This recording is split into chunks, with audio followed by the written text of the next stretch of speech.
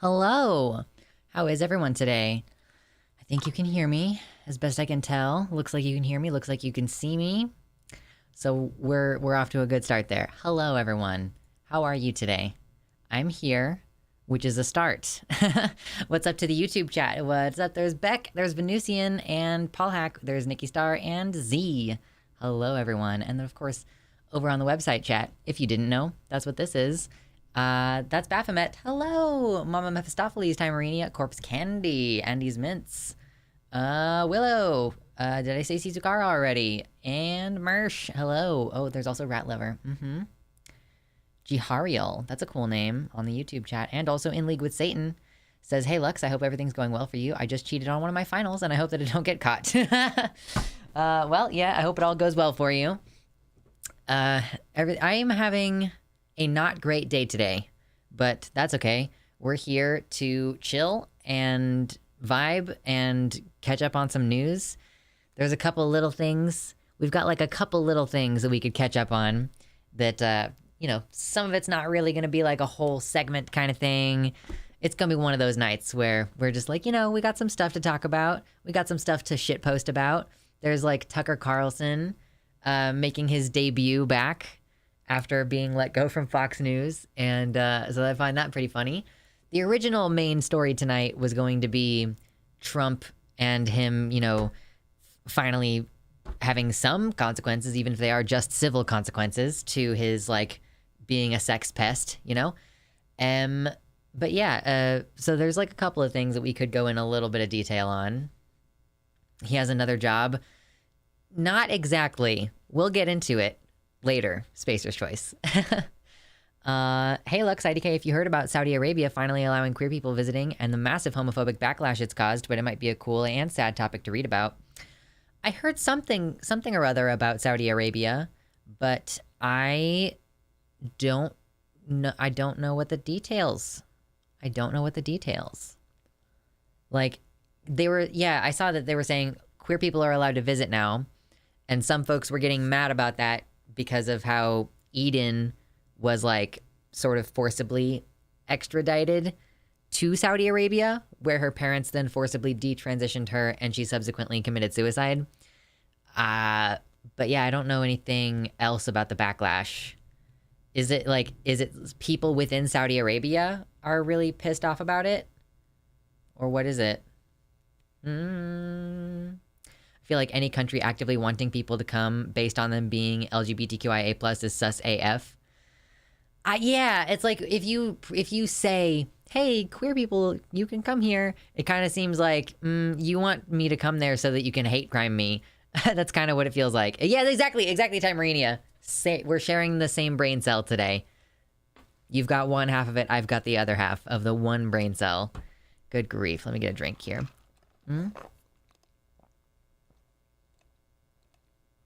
Delicious. I have various sugary drinks at my desk, and I just realized that I don't have water, so I'll have to fix that later. Isn't Saudi Arabia a hotbed for human trafficking? I don't know for sure. The only thing I know about like places that are high human trafficking is like Florida is like the third highest state in the US for sex trafficking. So, right. Yeah, like I'm not going to Saudi Arabia. Homophobia is not over just because the government wants more rainbow points. Mostly people in Saudi Arabia talking about it, but it might turn into a huge topic because it's only like a day old news. Yeah, no worries about not being able to type because I get it. But that is, yeah, that's, I haven't looked into that at all. Maybe I'll pull up something. I have like a bunch of links open today that I am just no particular order to it. I don't know what we're going to talk about in what order. We usually just shitpost and fuck around for the first hour. So that's what the plan is for the first little while here. You know, coming in and out of various topics with no particular point. Don't a lot of people get disappeared in Saudi Arabia? I mean, that wouldn't really surprise me. By the way, if you're here and you're enjoying hanging out, hit the like button really fast. It's free, it's easy, and it immediately helps the stream every single time. I want to get to the point where I'm like a regularly like 100 viewer streamer. Like I can be not going in too hard on the news and still have like 100 people. That would be amazing. And that only happens with your support. This is a 100% viewer supported show. So thank you. Appreciate you. I did all the Dragonblight and got to the Wrathgate cinematic. Ooh, oh yeah, I saw earlier you said you got to level 74 in Wrath of the Lich King. Nice. That's solid shit. I hit the like button again. Should I hit the like button already? Should I do it again? Hit the dislike button and then hit the like button again. I actually don't think you should do that. I don't think that that's good. But I love Dragon Blight and the quest lines in there and then the doing it at the end. That's good shit. I have not played WoW very much in the past week or two. And I just feel like, you know, I like WoW a lot, but I don't know that I'll be able to play it enough to make it worth the money that it would cost, or I don't think I have the time. Like, I'm not going to want to play it the amount of time that is required to be able to earn time in game, you know? I'm not entirely sure. I've been playing Kingdom 2 Crowns this past couple weeks. The past week or so, my partner got me Kingdom 2 Crowns, which has been really enjoyable. And my partner also got me Sea of Thieves last month so that we could play together, and I've been playing a little bit of Sea of Thieves. I'll play, you know, I'll hop on and I'll do like one thing, and then I'm like, okay, I gotta get out of here. Like, that's as much as my thalassophobia can handle.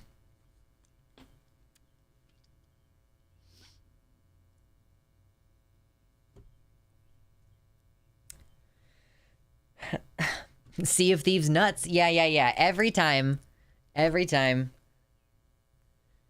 got in touch with a friend I haven't talked to in a year yesterday, and because of him, I'm now in touch with a friend I had a falling out with years ago. And they're my new WoW buds. Aw, that's cute. That's cute. Yeah. I am, you know, do you ever have like a really good weekend and you're like, man, that was a really good weekend, and like I'm set on the right path for this weekend, and then like 26 hours later, you're like, some shit happens and you're like, oh, now my week is ruined. Like, it's almost like an exchange. Like, you had a good weekend and now you have to have a terrible week kind of thing. I've been doing so much WoW shit lately and my whole life has changed, really. I have weekends entirely to the opposite of that. Yeah.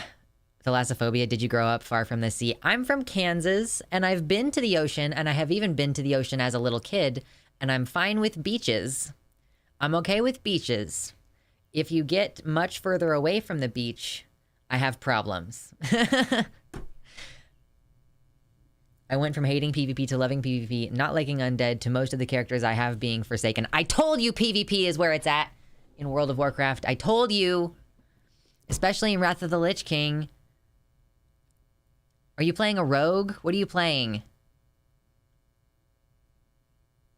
So you would not enjoy being on a cruise ship. I have been on a cruise ship a long time ago, and I mean, I could do it. It's like being on the ship is not the big problem anymore.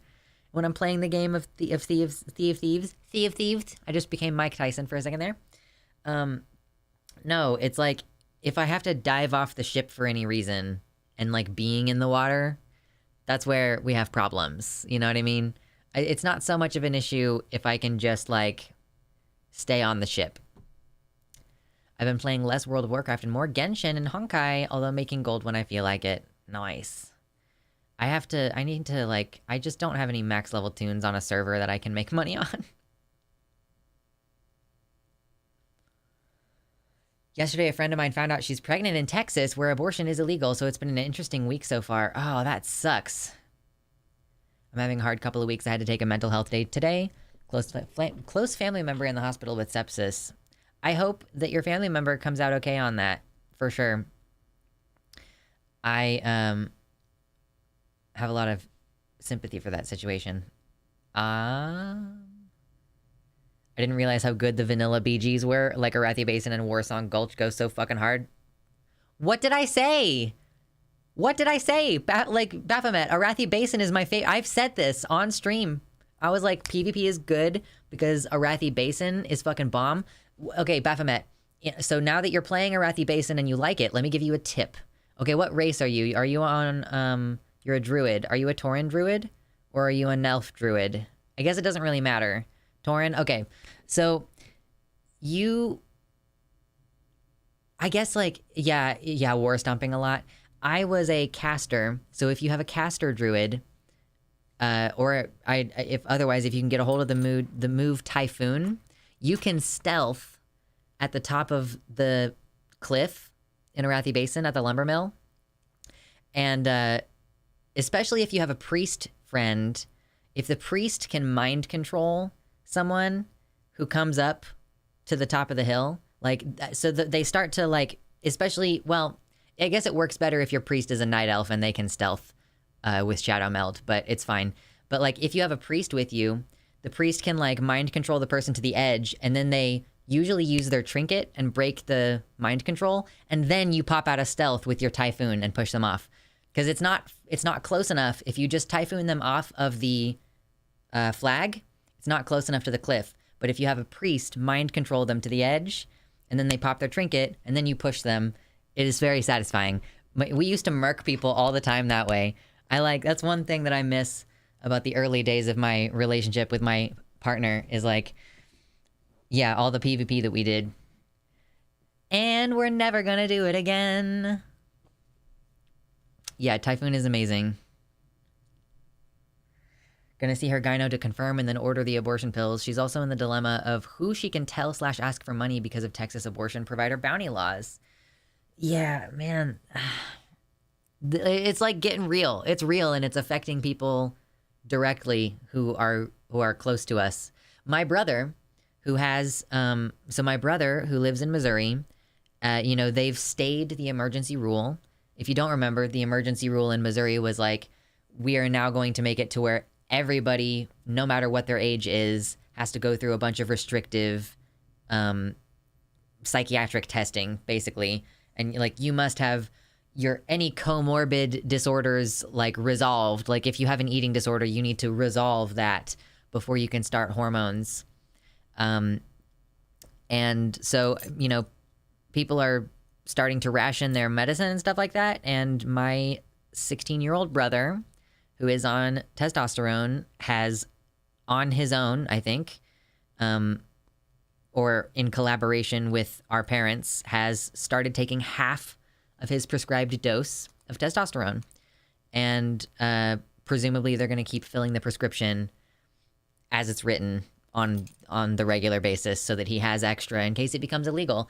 Like, it's, all these issues with the abortion, the anti-trans healthcare stuff, we are all fewer and fewer people separated from, like, a person who's directly affected by those things. Oh, now, depending on what happens between now and July 1st, like, it could very well be that I live in a state where I am, like, required to use a certain bathroom based on my sex assigned at birth bullshit, like, it's so widespread.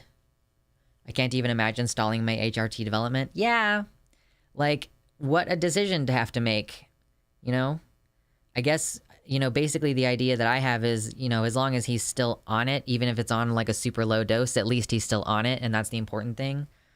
And so I think that he kind of has the same perspective, as unfortunate as that is to have to consider as a kid who should just be able to have health care. What's up, Speedy Shimeji and Phoebe and Anthony? Welcome to the YouTube chat. We've got, like, a few people who are, like, the regulars in the YouTube chat, and I appreciate you. I appreciate you holding down the fort. Those of you who refuse to or are unable to come over to the website chat. Yeah, if you're just coming in, hit like really quick. We're just kind of chit-chatting. Even if you don't stick around for the news will be coming in a little bit, hit the like button before you leave. We appreciate you. PvP and SWOTOR literally melted an old computer of mine. Yeah, that's rough. My partner just got me a new case this weekend for my computer and a new PSU, which is awesome. That's why I was having the issues with my audio on Sunday, because my Go XLR doesn't like it when you plug it into a different USB port than the one that it's used to. It's just really finicky. $20 from Maria Knickerbocker. Thank you so much for the dono. I appreciate that. Amazing. Yeah, so today's stream goal, I mean, it doesn't have to be guns if you don't want it to be guns, if that's getting old for you, but I've been working out and I've got this tank top on, so I'll show off the guns. Or it's Tummy Tuesday? Is today Tuesday? I think it's Tuesday. Yeah, we could do Tummy Tuesday. I don't know, whatever works for you. I sold my beefy desktop for a tiny little laptop, and Wintergrasp makes my laptop struggle. Yeah, that would be rough. I can't imagine downgrading to a laptop. I'm actually about to start putting a list together of new components for my computer. And, like, I'll make that public just in case anyone wants to help out getting any of that stuff. But I'm going to start, like, slowly working my way toward that because I want to have the option to do gaming streams and things like that. Mainly. And I don't want my computer to, like... You know, I got hard drives that need replaced big time because my hard drives are all really fucking old and they could fail. We don't want that to happen, so... What's up, queer stud bro Alex? Welcome to the website, chat. We appreciate you. Just watching on live captions. I don't know how that works, really. I'm curious. Wait, do I have live captions enabled? I thought for some reason that it wasn't working with my stream quality output. Anyway, it is Tuesday. That's good. What kind of games would you play? So we've done... Oh shit, what was that one game called? Timberborn was a game that we played for a while last year. We tried to do a couple of indie games. I played Ori and the Blind Forest a little bit, or tried to. At this point, I think it would be fun to do something like... I think Kingdom 2 Crowns could be easily done in the background while we're focused on other stuff. And, you know, if I like stopped playing the game and was talking to you guys for a minute, I don't think it would be a big deal if I just like let the game run in the background with... But the music, I would have to turn the music off, wouldn't I? That's so annoying. Like, music from video games can get you like got on copyright. Fuck. So stupid. But yeah, basically games that we can hopefully like kind of play and ignore while we're streaming. Although, I guess if I played World of Warcraft on stream, I could technically write that off. Anything that I buy for WoW, my WoW time, I could write that off. Become a Bloons TD streamer. WoW streams. Cult of the Lamb has new content, and I think all the bugs are fixed. I've never played Cult of the Lamb. I did see that Demon Mama played Cult of the Lamb, and we stan Demon Mama. I don't know, that felt wrong to say. I just wanted to mean like, oh yeah, we support Demon Mama, but when you say you stan like a fellow leftist creator like that, it really sounds kind of dumb. Imagine if we did 2v2s together on stream. Ooh. Ooh. That would require all of my focus, though. That would require 100% of my attention. Although it could be fun to take bets and stuff in the chat. Those would be the intimate streams. Because you know, people don't stick around as much in gaming streams. That's more like, when you're a political streamer, this is a thing that I've come to learn. When you're a political streamer like me, you end up with an audience that primarily wants to hear you talk about Tucker Carlson and stupid shit like that. And when you start talking about stuff that you actually like, people don't care anymore. Which is fine. Anyhow. Yes, tummy. Sometimes I do show the tummy. So, like, because sometimes when we get to the stream goal, I take off my shirt and then I flex. And that's like... Sometimes there's belly involved with that. Leftists need to learn how to enjoy life, TBH. I mean, that's true. We are a very serious group of people, which is why I like the edgy shit posters, because I'm like, I need to not be so serious all the time. WoW has lots of types of gold and mount farms where you just wait till the mount or rare spawns if you're looking for semi-AFK things to do in WoW. I tend to leave an alt in Pandaria to try to get the mounts from the rares. Oh, okay, yeah, that's pretty good. And like, you can always go and fly around in the Storm Peaks and wait for fucking... Aeonax? Is that what he's called? Is that what he's named? Aeonax? And then there's a similar one like that in Deepholm. Or is Aeonax the one in Deepholm? The time lost Proto Drake. Yeah, but I thought it had like a different name. Maybe Aeonax is the one in Deepholm. Lefties are addicted to suffering, not gonna lie. I'm also here for the isopods, though. Okay, well, okay, so which one do you want to see? You gotta pick one. The wild-caught ones, the, Punta Cana, or the Porcelio ones. Which ones? You gotta pick one. Hello, Zuki Tanuki. I'm addicted to suffering, but in a smuggy way. Yeah. Porcelio? Okay. Yeah. I'll grab the Porcelio.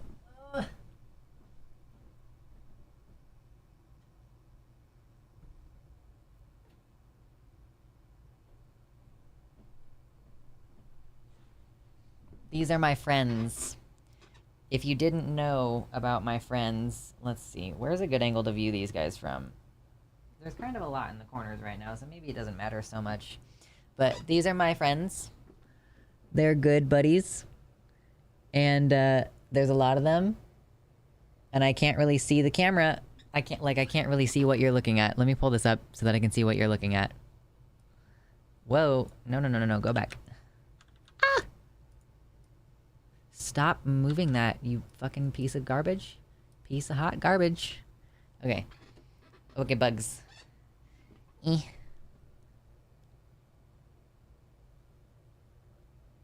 There's some. Yeah, there's a bunch. My bugs. They're shrimps. They are crustaceans. They are good friends. They're cutie patooties. And they have a little castle. And a pumpkin.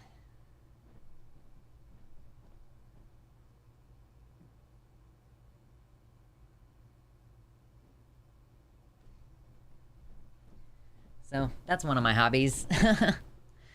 It's the fallen castle from Aladdin. I don't think so. It's just a random... I think actually this tall thing in there was actually a...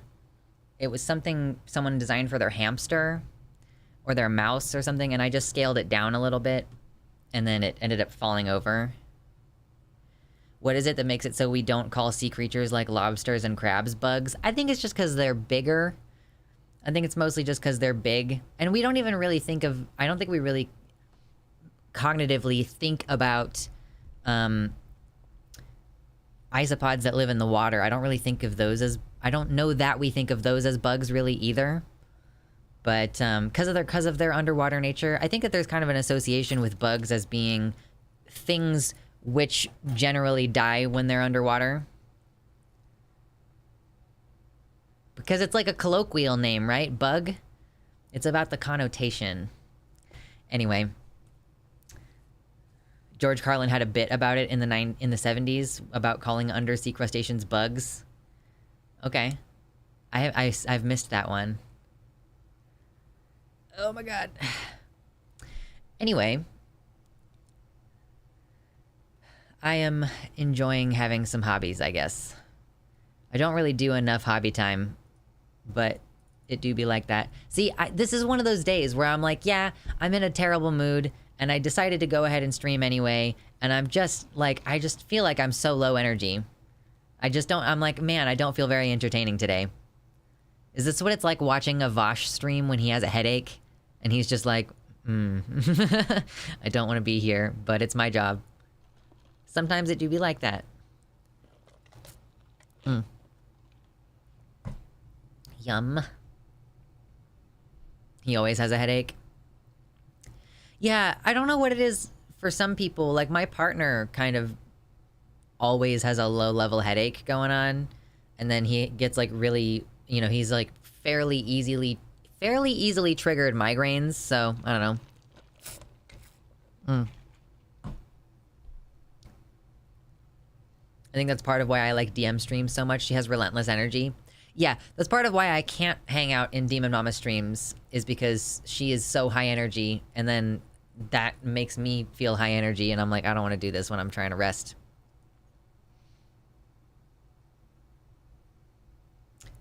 What would your dream streams be like if money were no object? I mean... I don't feel like I change my show that much based on what I think is going to be profitable. So I guess more or less the way that they are now. With the exception of being able to play games, because I can't do that right now.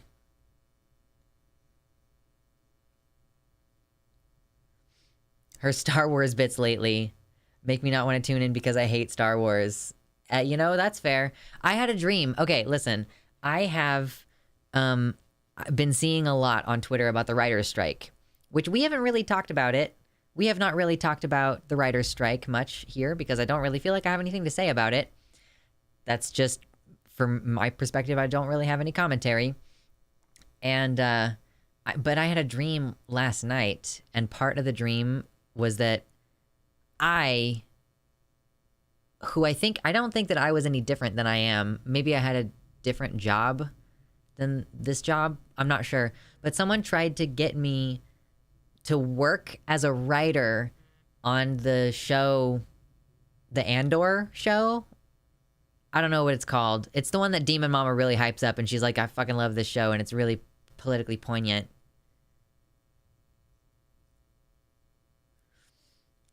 Is it just called Andor?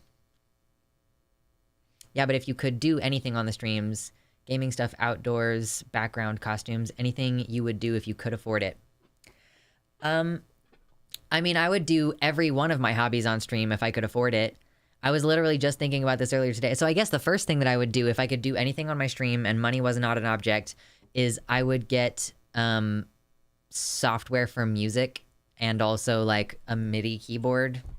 That's what they're called, right? When you have a keyboard that it stays near your desk and it's kind of small, and you can plug it into the computer and do synthesizer stuff on it. Because I've been playing my piano a bit, you know, on and off, like basically every day, at least a tiny bit for the last several months. And I am interested in maybe getting to a music production kind of stage of my life. Not that I feel confident enough in my ability to play the piano to actually be able to play the piano, but I think that I know just enough to dick around on it and be able to write like melodies and do harmonies maybe. Or at least like I could play a little bit on the keyboard and then program it on the software. So I guess right this second, if there was no object in the way, I would go ahead and do that first. But any of my hobbies, I would share all of my hobbies if it weren't for the fact that that would mean that my content has absolutely no internal coherency. You know, like I would do crochet streams where I'm just like, I mean, because I don't have the camera angles required, like it's kind of hard to crochet up here in the air because your arms get tired, you know? So I end up like crocheting in my lap, but you can't see. So if I had like multiple camera angles, have you seen the AI music software yet? I have not. Disney's just been naming everything character names. It's just called Andor. Okay, cool. Do the wyverns horde used for flight points make a weird noise now and then, or is that just my imagination? I don't know. I haven't played on Horde recently. I've been playing pretty much exclusively on Alliance lately. I'm musically illiterate. If there's an AI program that does the notation too, so as to help me learn, that would be awesome. Excuse me. I'm like really not cool with AI that does creative works. Like I don't think that I like the concept of that. Like most people who do those kinds of works report that they don't like it, and I just like I don't even want to go into the reasoning for it. I don't even want to go into the reasoning for the AI bullshit today. I'm just gonna go ahead and say that like I personally dislike it, even though I do think that I have a lot of arguments against it. You should collaborate with Xena, IDK of the crochet along with knitting though. Yeah, I know Xena does knit. I'm not sure if Xena crochets though. I also don't talk to them super often, so I don't know. Are we gonna have two people sat with like yarn in their laps, barely visible, out of frame, like talking about whatever, glancing up at chat every once in a while?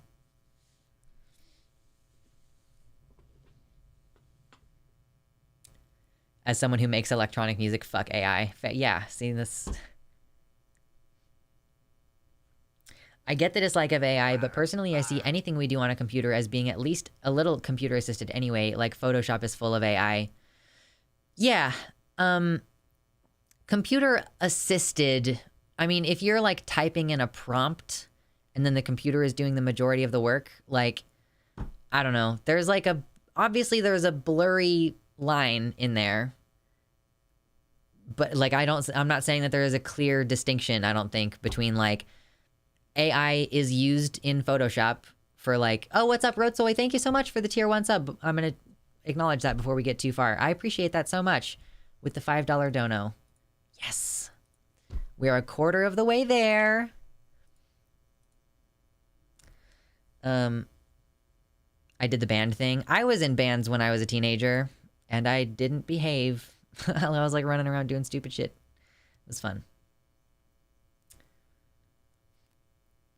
If you want to get into audio production, you could try LMMS or Ardor, which are both free open source DAWs. Yeah, thank you, Dank Cat Lord. I appreciate those recommendations. I'll go ahead and make a note to look those up here. LMMS. And what was the other one? Ardor. Ardor. That's a great name. Splendiferous. Yeah, I was actually thinking about that myself. I was considering the possibility of finding some open source software, because I know, you know, Fruity Loops costs like $700 or $800 or $900. I don't know. They probably cost more than it used to, and it's cross-platform, so I use it on Windows too. Nice.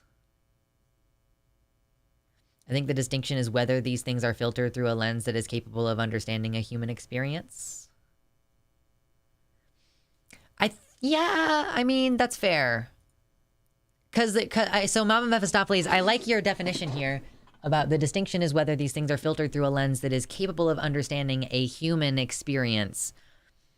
Your wording there creatively allows for the existence of like sentient, like robotic android beings.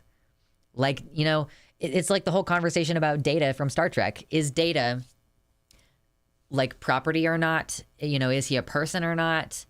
Does he have autonomy? And so, yeah, like, you know, I remember Jesse Gender talked about that on Twitter, that the AI conversation and the fact that some AI art was ruled as being unable to be copyrighted because of a similar, like a different case regarding like the picture of the monkey.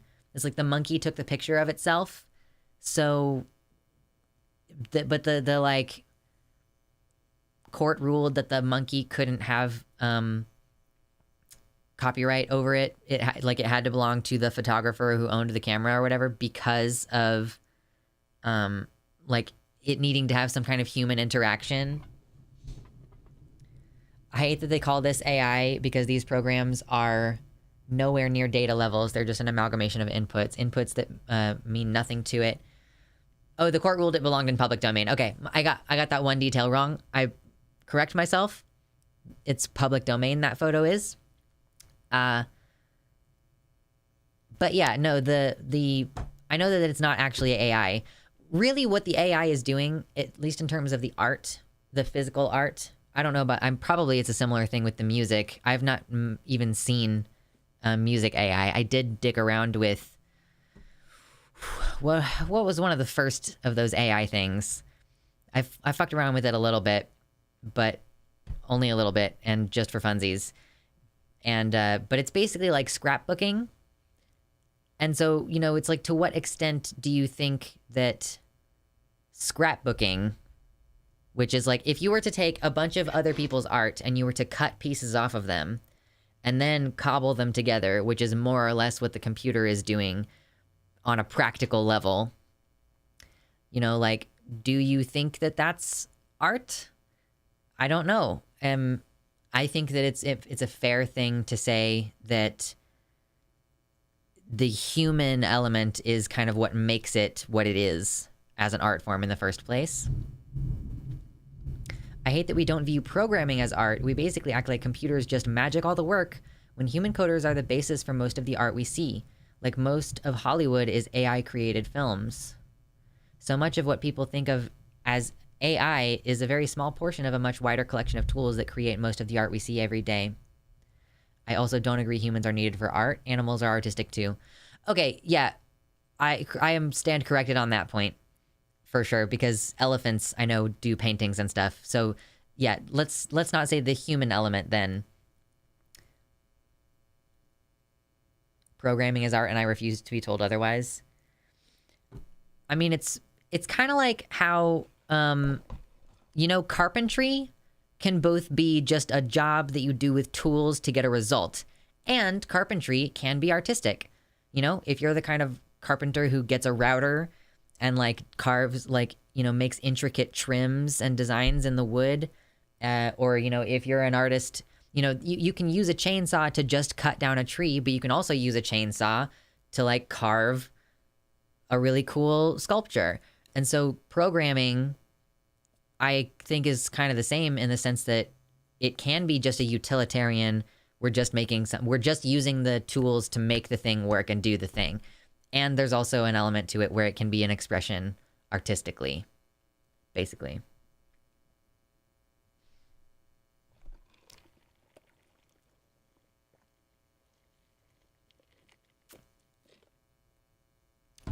Yummy. Yep. So I think it's an interesting conversation to have. But yeah, the original question, I'm really kind of interested in doing some music stuff. And I was just thinking to myself, how can I hook up my keyboard? It's a big keyboard, it's like the same width as my desk basically. So where is it going to go? Like, is that what needs to go here? But I have like a big chair back here. I don't ever use this in streams. I should. But I have a big chair back here. And it's kind of in the way over here of there being like a keyboard. Otherwise, I could have a keyboard in this vicinity. I would just have to move my comfy chair, which now that I'm in it, I really don't want to move out of it, but I need to. I didn't want to get up. Chair bed? Ched? I did used to sleep in this chair, and now I have an actual bed. Thank you very much. The scrapbookification of music started with GarageBand and Fruity Loops. Yeah, with like sampling. See improvement in muscle tone already. I know, it's been like 2 months. It's really going well, huh?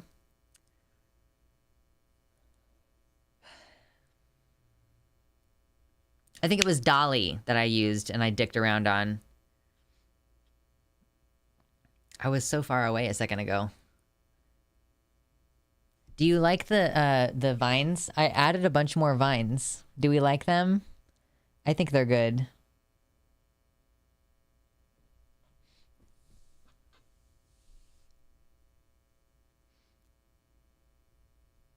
Arguably, the idea of ownership of art is absurd in the first place. I mean, yeah, this is a can of worms that I don't really want to delve into at this moment, but it does have like an interesting kind of spiral out effect of like, if you start to talk about AI and you're talking about who creates what and who owns what's created, and like artists feeling upset that their original work is being used to train this system to create copies that look kind of like their own work, and like the issues that artists have with that, do kind of come down to capitalism and like their inability to make money or their inability to sell their own work. Because if the AI gets trained on your work, then your work might turn up as like this could be AI created tester thing, and then suddenly you're out of a job, right? So does get into the conversation of like, okay, well, if that weren't an issue, would AI art be a problem? Like, and then there is like, you can keep following this down the rabbit hole of, well, what is intellectual property? Who created intellectual property? What is the point of intellectual property? Do we agree with this concept or the way that it is in place right now? Like, it really is a can of worms. I don't want to get into the AI discourse. Immediately discourses about AI. Well, it's what you guys are talking about. This is why we need LVT plus UBI. So I know what UBI is. That's universal basic income. What is LVT? Long vagina testicles. I have no idea. If artists weren't forced to commodify their work in order to pay the bills, there would be no problems. Yeah. Like, I do kind of see land value tax. Okay. I do kind of see value to the argument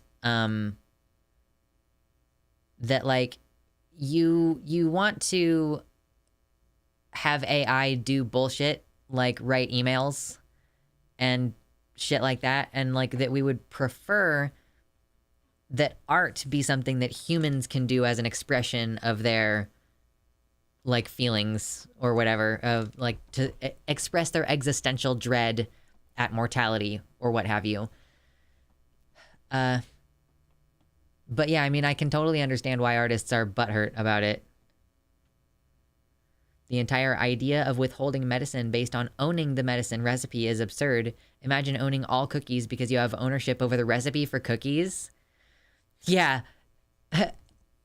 Same thing with like Monsanto. True. Luxander's very true. Absolutely.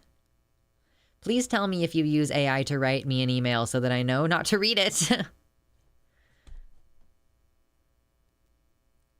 Intellectual property is bullcrap, just as all property is bullcrap, but AI art is theft.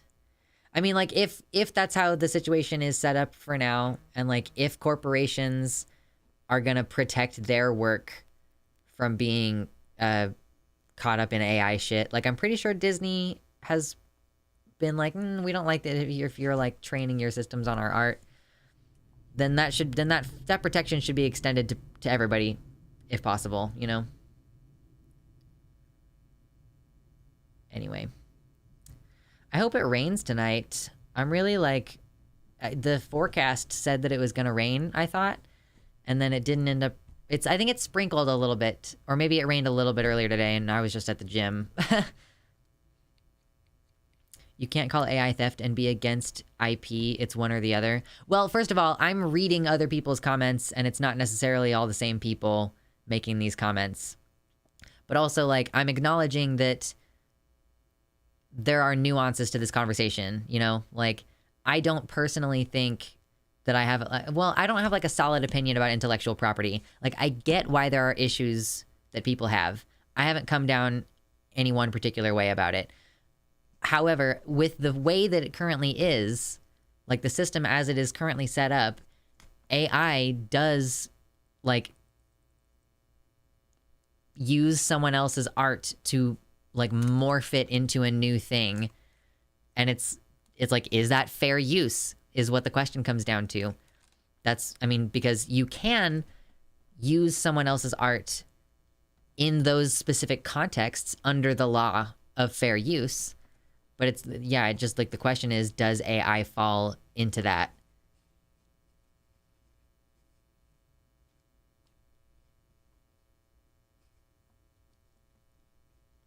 I don't view AI as theft, but I do view IP as theft from the public, if Disney has proven anything.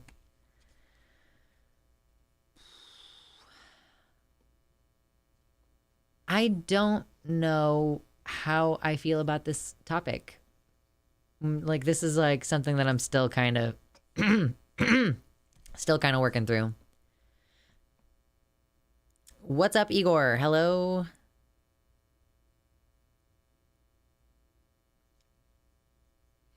Oh boy, we're getting into personal property versus private property in the YouTube chat. Whoops. Desalia says, sort of tangential, I think patents for game mechanics are BS. The gaming landscape shifts too frequently for companies to have monopolies on certain mechanics. I hadn't even heard of that concept. I still find it BS that companies can own names too. Well, okay, so that's a question. Okay, like, if we think that, okay, so like companies owning a name, does the de-verification on YouTube, or sorry, not the on Twitter, like there is like a reason to have some protection for a brand, I think, because of the potential for abuse of like someone mimicking your business, like someone like, and the confusion that can come up, like your business name could become tarnished by association if someone else with the same business name like does something fucked up. Like, it's harder to communicate to the public what is going on if you Like, I can see there being issues with that. Now, I do think that it's stupid when Candy Crush wants to own the word candy, or when the React channel wants to own the word React. Because that's, like, too generic, you know? Abolish private property and personal property. Your toothbrush is mine!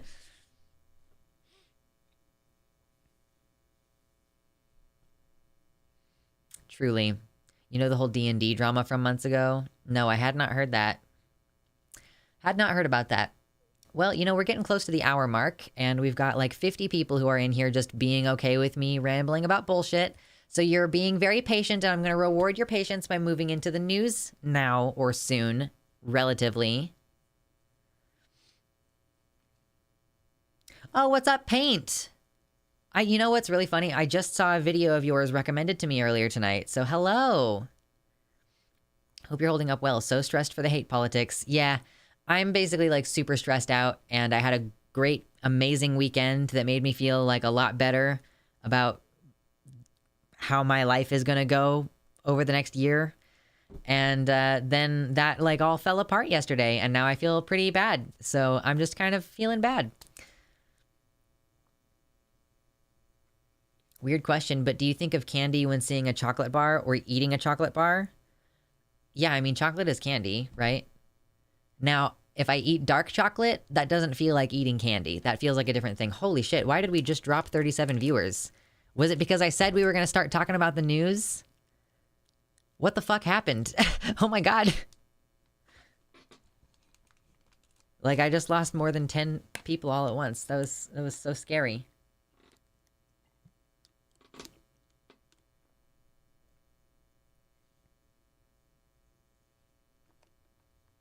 There was a big D&D boycott because they wanted to prevent people making too much money from homebrew content. Oh yeah, I saw that. Like D&D thinks that they own the concept of tabletop RPG games. Like, no.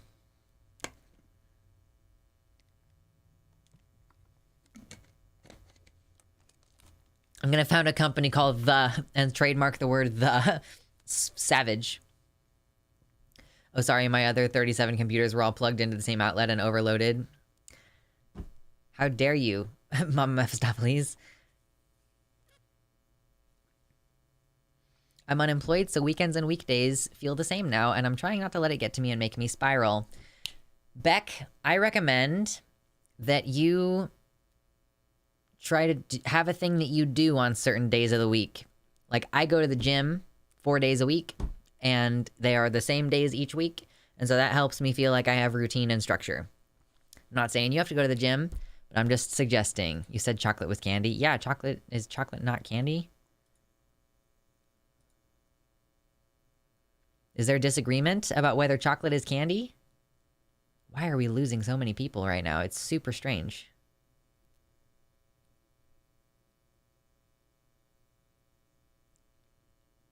Not so much that they think they own the concept of tabletop games. It's more that they wanted tighter control of their IP so that they could profit off of content people make for their IP, like homebrew and published modules. Yeah. So Decoy Duck, that's exactly what I was going to say. Chocolate is candy because M&Ms are candy. Therefore, chocolate is candy. This is honestly a really frustrating topic that people are inconsistent on. I think copyright and like AI and IP are all, you know, really weird, nuanced issues that we don't have like precedent to like rely upon as much. Chocolate is a food group. Man, I don't eat chocolate very often, and I should.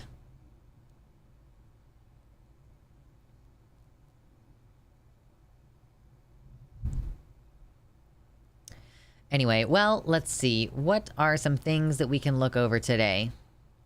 There are a few things. Some of you posted some stuff in the Discord, which is always appreciated, and we can watch those things. Splendiferous. I had a chocolate Bitcoin today. Oh, that's adorable. Legal is the most lawyer-looking lawyer, but his name is Devin. What lawyer is named Devin? He's a copyright lawyer. Yeah, let's let him handle it.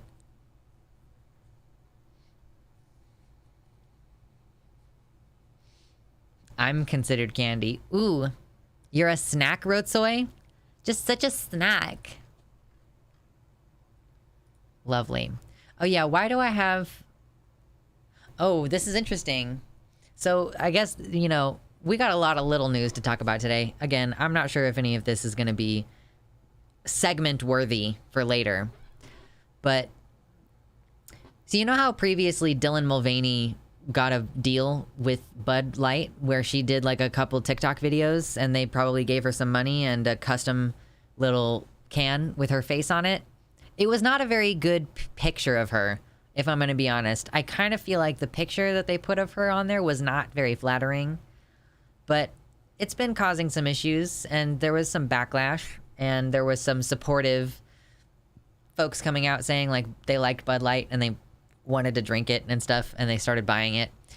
And also, there's this new thing happening where suspected Bud Light purchase likely led to altercation outside Ontario liquor store. Police. What? Ontario, come on. Canada, you're supposed to be better than this. Come on, Canada. A possible hate-motivated assault outside of a Vaughan liquor store last weekend were likely initiated over a suspected Bud Light purchase, police say. York Regional Police issued a news release about the incident, which happened at around 8:30 p.m. Saturday. A man and a woman were allegedly accosted by several males outside of a store located in the Jane Street and Major Mackenzie Drive West area. This is kind of pathetic. I know. Do they sell their beer in bags? That would be funny. It's like playing slap bag. I mean, slap bag is usually done with wine, but you can play it with beer if just like their milk comes in bag. Yeah. Canada has turned into USA Light. Yeah, Canada is, literally, Canada was always USA Light. There are some places there which are decent, but no. None of these places are real. So one of the suspects commented on the male victim's choice of alcohol and uttered anti-homosexual derogatory slurs as he approached the victim, police said in a news release. A police spokesperson told Global News the suspect commented on what they thought was a Bud Light purchase. But it wasn't. He didn't actually have Bud Light. Dude, this dude had a fucking Keystone Light. And the guy got real mad because the blue and white colors triggered him too hard. I guess there were some rainbow colors on the cans, and so it was initiated that way. Oh, okay, so just some other beer brand that had a rainbow on it. Upon further determination as to what they purchased, they still weren't happy with that. Let's just put it that way, and the insults continued. Right, okay, so here's how what happened. This guy's like, you're out there drinking fucking Bud Light, you faggot. And then, like, he went over and saw that he was not, in fact, buying Bud Light, but it was some other beer with a rainbow on it. And he's like, oh, well, I guess it's not Bud Light, but you're still getting a rainbow, you fucking fag. And then, like, that's how it went down. And they continued escalating past that point. Like, the insults continued. Yeah, this comments on the deal between Dylan Mulvaney and Bud Light. One of the suspects approached the male victim, and a female victim then stepped between them, and she was assaulted before two more suspects got involved, and both victims were assaulted, with the male being knocked to the ground. So there was just a man and a woman, probably like a heterosexual couple, frankly, who went to the store to get some beer, and they got assaulted by some people because those people were homophobic. So, like, imagine attacking two straight people because they are just buying a beer that you don't like. A bystander intervened. High five. Seriously, like, there's not enough credit given when a bystander intervenes, I think. And I know that we all would, I think a lot of people would say, like, well, that's the bare minimum. You know, you need to be doing something.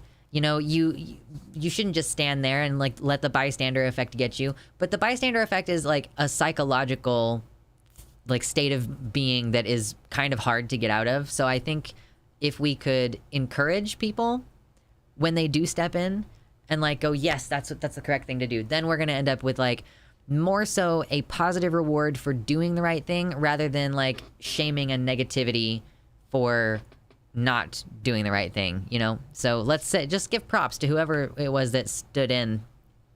The female, a 27-year-old woman, had to go to the hospital to be treated for her injuries. The 26-year-old man suffered minor injuries and didn't need medical attention. Police have released an image of one of the suspects, described as a 25 to 35-year-old man with slim build, short buzz hair, tattoo on the jawline and hands. Some more descriptions. Blah, blah, blah, blah. It is believed there was a crowd of people nearby at the time of the incident. Any witnesses who've not yet spoken to investigators are asked to come forward. This is one of the people that they released pictures of, but I don't know, let's not really focus on that, because I don't want to like initiate if it's the wrong person, you know? So it's scary to step in because you can also get hurt. Of course, yeah, I mean, that is the danger. You know, if two dogs are fighting and you try to separate the dogs, you could get bitten. It's a risk for sure. Yeah, but imagine being so pressed about rainbow colors. A man with a shaved head, who would have thought? Right. I am glad that they are okay, and I hope that they get the people who are involved with this. You know, they have descriptions and maybe some camera footage. If there was a crowd around, they might have some camera footage. But yeah, it's so shit, because it's like, sometimes I feel like, okay, mostly when I am with my partner, because he's so masculine, if we're out in public, I appear so femme by comparison that we'll just come across as a straight couple. Like, if I have my hair down, I'll just seem like a kind of butch woman, you know, and it'll be fine. And then we can be perceived as a straight couple, and I'll be like safe that way. But it's just proof that there is no safety. You can be like a guy and a girl just like out in the world, and because you decide you buy the wrong beer, how dare you buy a beer with a rainbow on it, you could get the shit kicked out of you, such that the woman had to go to the hospital. What is it about the Dylan Mulvaney Bud Light thing that has them 3 times as rabid as usual? I've never seen it this bad. I don't know. I think that it's that Dylan Mulvaney is happy. Like, this is the thing that I've said before. I think the thing that is so enraging about this is because she is not pressed. Like, she is not bothered. She is in her lane, moisturized and thriving. You can be a guy and a girl. Lux 2023, true. I just don't see what else it could be that makes them just froth. She's too happy, too openly trans. They can't have both of those things existing at the same time. Beer is sort of sacred to them. That's true, Paint. Yeah, it's like their culture is being threatened now, and they're taking it out on random people buying the beer instead of, like, I don't know, go be a terrorist to the Bud Light buildings or something. I don't know, fucking leave us alone. Like, it's not the fault of random people. If I ever see someone trying to start fights over a rainbow beer can, I might have to iced tea them. They build whole cultures around beer brands. They argue like hockey teams. Once you have your one beer, you're just gonna like stick to that. Transphobia is just getting worse. Right. I mean, transphobia is at an all-time high, as far as I can tell. Like, for my entire life, I don't think that transphobia has ever been worse. And I was born in the early 90s. I don't, in the United States, you know, obviously transphobia in other parts of the world is awful.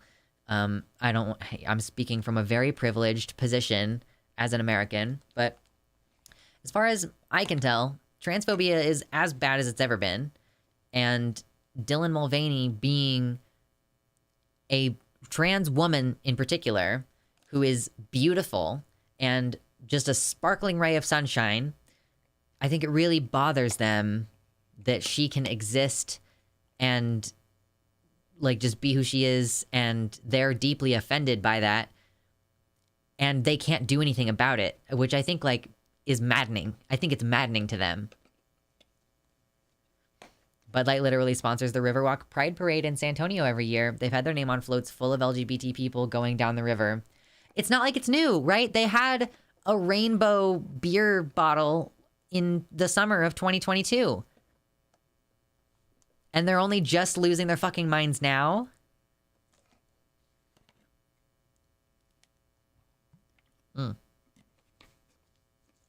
Dylan is really beautiful. Yeah, oh my god. Jessie Gender put out a really good inspirational video on her second channel today. Yo, have we seen anything about... Hey there, interwebs. No. Shut the fuck up.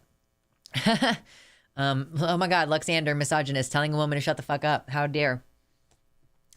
Have any of you seen the discourse going on right now on... Hold on, let me... I guess that was going to be kind of a segment. It'll just trail off at some point. I don't remember what the last thing I said was about it. Anyway, have you guys seen any of this info about Jessie Gender on Twitter?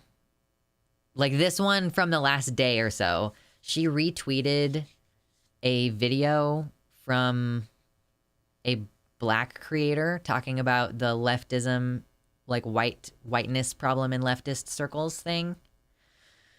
If you all are not familiar with it, then we don't have to go into it, but...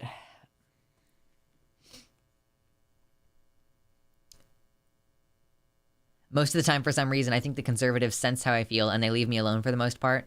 Don't know how they know I would hurt them, but they do somehow. I kind of wonder a similar thing, Mersh. I'm so overly confident when I'm in public. Like, I think I just exude this air of like, please don't fucking talk to me or look at me or bother me in any way, shape, or form. It's not like I intend to be intimidating, and I don't think it is an intimidating thing. It's just like an I will fully ignore you if you talk to me kind of vibe that I have.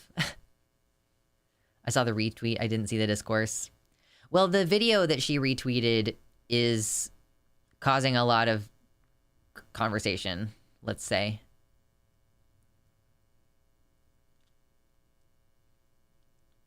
I saw that video. I thought it was pretty good overall. Maybe a little harsh, but sometimes we need people who will call us on our bullshit. People get mad when BIPOC people point out that there is a whiteness problem on the left. Oh, for sure. Oh, come on, camera. Come back. There we go. We're back now. It was highly critical of Vosh. So, of course, there's discourse. Yeah, and the other thing about Jessie Gender this past week is that she tweeted a couple days ago. She tweeted, my next video is about Vosh. And then in her following tweet thread, like the primary thing that she wrote, independent statement, just a simple statement at the up top, I'm making my next video about Vosh. And then she went into further detail. And so I'm just like really not sure what the deal is with kind of that side of the leftism area.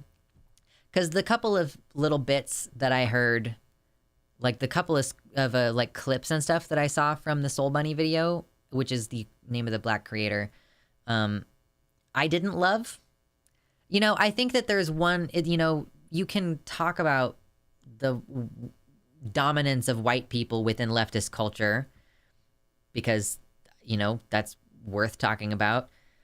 It's like, it doesn't exist in a vacuum either. You know, like, as a white person, I get more views than some other black people, but like, my being queer means that I'm never going to have the same notoriety as a cishet white person. I mean, Vosh is kind of an exception. Like, my being trans makes me like less likely to get there than Vosh is. And but like a queer black person has even less chance than I do of getting like into it.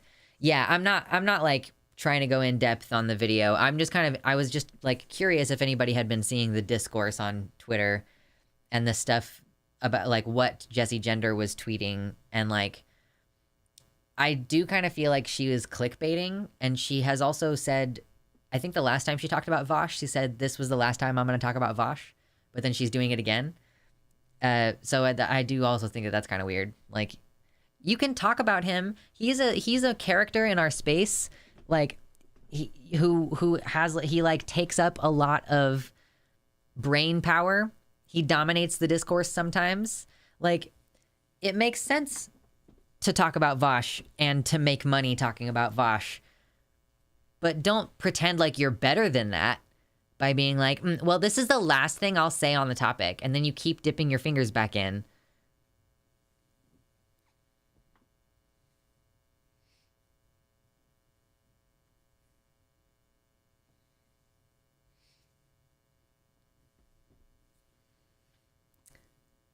Yeah, intersectional feminism is important because if we only look at people through one identity without context, it gets rid of a lot of nuance to discussions. Yeah. And I do think that this is kind of one of the issues that I have with the way that some black leftists who try to do these call outs talk about these things is that they, they have this view, or I have seen this view expressed that queer and trans people who are white are like white before anything else, as though we don't lose some of the benefits of whiteness by being queer. Like, I don't get all the benefits of white supremacy because white supremacy is also cis heteropatriarchal. So I don't have access to white supremacy in the same way that I used to. I'm not saying that I want to. I'm just saying that I don't have the same access to that privilege. And so I find it kind of difficult to interact with this subject, and I mostly just listen. Because if I find that I am disagreeing with some person of color about a racial issue, I don't like unfollow or anything. I'm like, okay, I think you're being really harsh, but I'm going to continue to listen because I think it's important for me to not just like disregard your opinion, you know?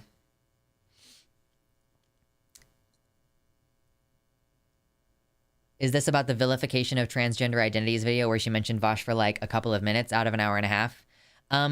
I don't know what you're referring to because I am referring to a video that hasn't come out yet. Are you talking about Jessie Gender's video, Vilification of Transgender Identities? Because I didn't watch that, first of all. And number two, I'm not talking about that video. I'm talking about a video that she hasn't made yet, where like she previously talked about Vosh and said that it was the last time she was going to talk about him. But then a couple days ago, she just tweeted, I'm going to make a video about Vosh. And then in a subsequent follow-up tweet, added some clarifying details in a way that made it seem kind of like clickbaity, which I struggle between feeling like, yes, clickbait is part of my job and part of all of our jobs, but also like there is a way to do it that is disingenuous. And that's kind of a hard line to walk.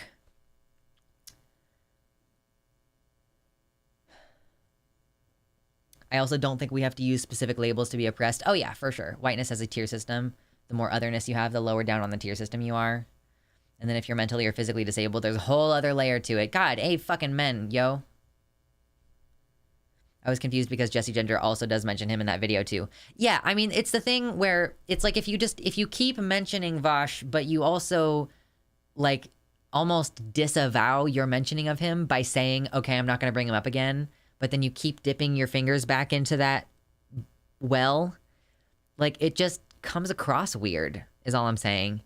I'm not saying I'm like anything bad about Jessie Gender. I frankly don't really know much about her. Just the way that people talk about Vosh is weird to me. And it makes it to where it like is off-putting to me getting further into the content.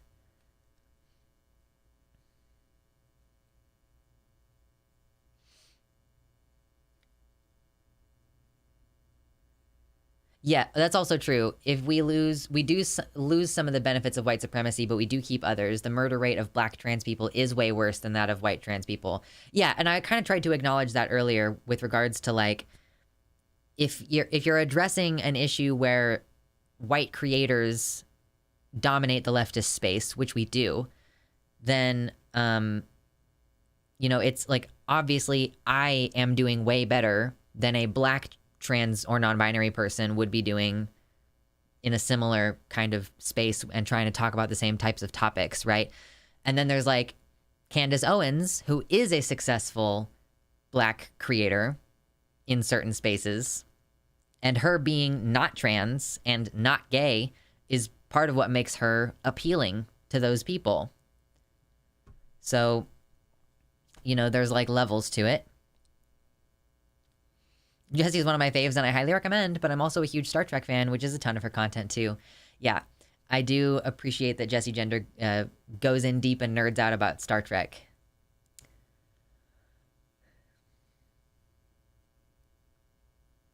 I'm a native person, so I can get where black folks are coming from. Maybe I can explain it. It's not so much that white trans people are white first means that they don't lose their whiteness when they're trans, but it's that they should realize that they do still have privilege over BIPOC people, trans people, BIPOC trans people, It's said the way that it's said because in BIPOC spaces, it's easier to be heard when you get the knee-jerk reaction. Otherwise, our voices are usually muted.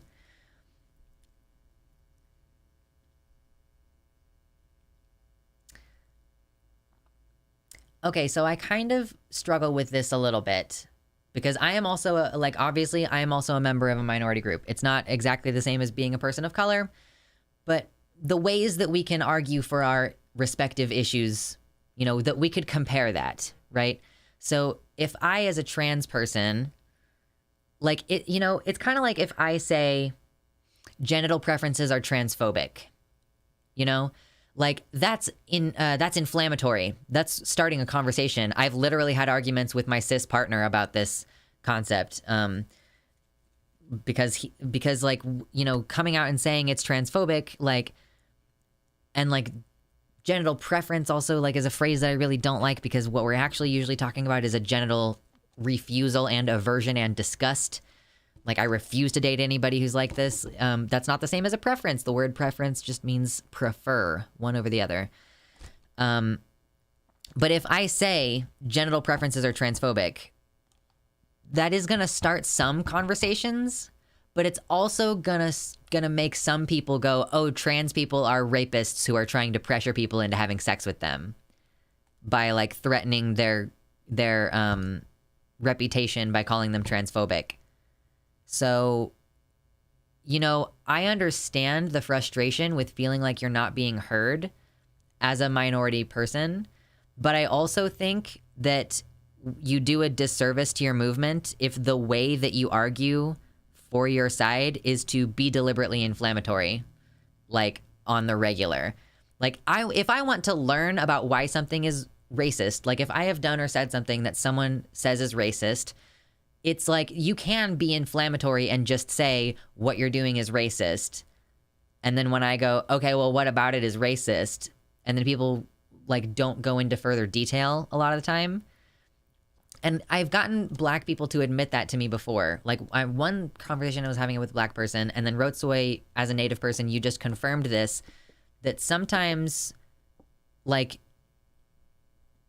you deliberately just attack white people because you're not trying to change people's minds. You're just trying to make your point and say, and like call out the racism for what it is. Like, and that you're like the intention behind it is to get a knee-jerk reaction. And like, I like, as a person who also has to advocate for a vilified and hated minority group, I don't know that I think that that's a good choice to make. But it also kind of takes all kinds, and maybe that tactic does work for some people. Gender expression is not transphobic. Does that immediately make a conversation? I am not familiar with what you're trying to invoke there. Oh crap, what did I come back to? We're talking about a video that came out about white leftists and like how to talk about racism, you know? And how to talk about transphobia in a way that's healthy.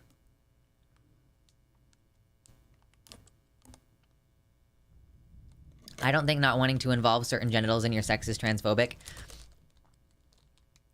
The point is that the phrase, it's like land back, okay? The phrase genital preferences are transphobic doesn't mean what you think it means on the surface. Just like land back doesn't mean literally give all the land back to the Native Americans. Genital preferences are transphobic means you are assuming that a trans person's genitals, A, that they are the ones that they were born with, and B, and that like their bodies are going to be like the sex that they were assigned at birth, and that they want to use their genitals in the same way that in the same way that a cis person would. Like, the reason why having a quote unquote genital preference, which again, that's a disingenuous term. Like, there's a lot of assumptions that go into it. And usually when a cis person says, I have a genital preference, it doesn't actually mean that they would have a conversation with a trans woman and figure out if she has a pussy or not. They just are using that as a way to weasel out of saying they refuse to date trans people.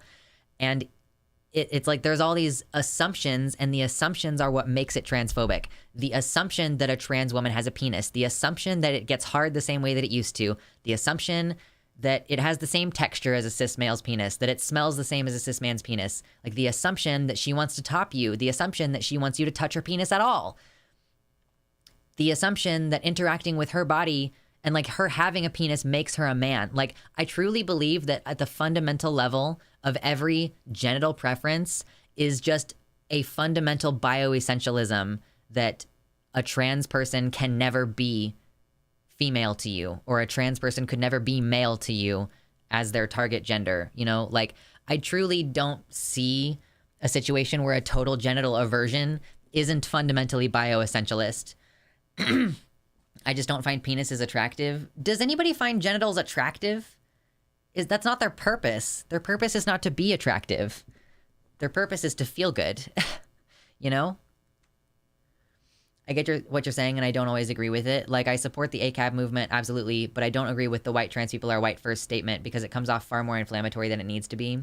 So I guess I could kind of see, like, white trans people are white first could also be a criticism of the fact that white trans people, like, we do have a tendency to rally together and have a knee-jerk reaction against allegations of racism. Like, I think that might be part of what's trying to be communicated, and I could absolutely see that being the case. Like, I would agree with that for sure.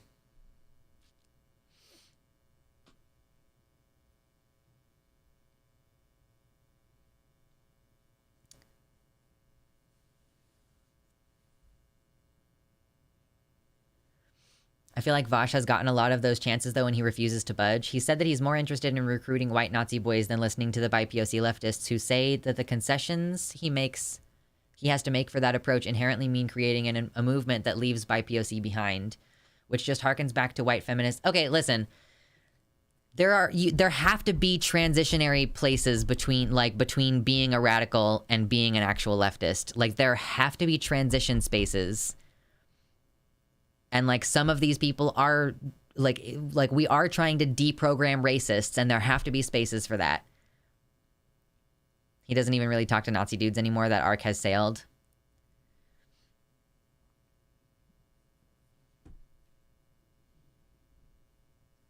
I don't like disembodied genitals, and I don't find it hot. True. It's all about the mouthfeel. All about the mouthfeel. I'm going to need to get some water soon.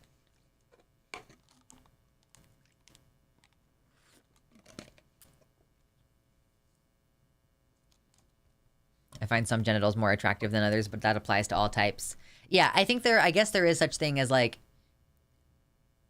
prettier and uglier genitals, I suppose. But yeah, it's like, but then there's like weird, there's weird conversations even within that like, if you personally believe that a labia that has like pronounced labia minora, that a vulva with pronounced labia minora is ugly, then what does that say about how you think of women who have given birth or who have had a certain amount of sex or whatever? Like,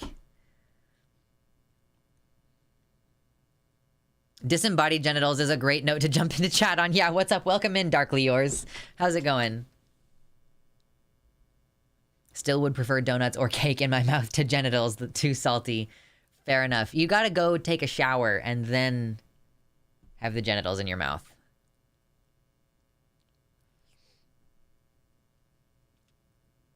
Yes, the mouthfeel. Anyway, y'all. So, yeah, that was a story that we talked about, and then we got off on a huge tangent about Twitter drama. Yay! We did it! Success. What is today? We had a couple streams where I didn't take notes. We had a couple streams where I didn't take notes, and now it is the 9th of May. It's the 9th of May, 9th of May. Nothing special happening today.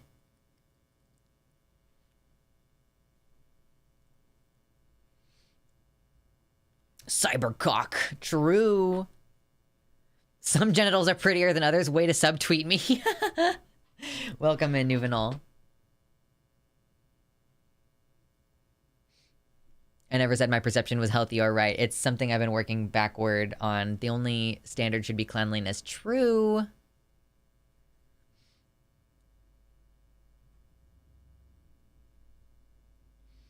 Yeah, we have successfully done Smuggy Chat. We're only an hour and a half into stream, and we have successfully hit Smuggy Chat. I just generally feel avoidant to vulvas. I mean, at least you're willing to say you feel avoidant about it, and you don't feel the need to obscure your dislike of them in, like, imprecise, veiled language of, like, preference. Best memes. Yo, we've had a couple streams lately get zucked on the copyright, so I gotta be, like, careful about what I watch on stream. She's got 44,000 subscribers, 440,000. No, I'm not gonna be able to watch that. I know that. Yeah, that was Jonathan Colton.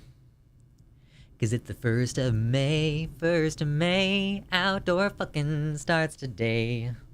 So bring your favorite lady, or at least your favorite lay. Okay, I'll have to keep the tab open for later then. Okay, I really do have to get a drink of water though. I will be right back. It only takes a second. Hey, if you haven't hit like on the stream, hit like really quick while I'm gone. It's only gonna take a second. I live in like a studio apartment. It's not very big, so I'll be right back.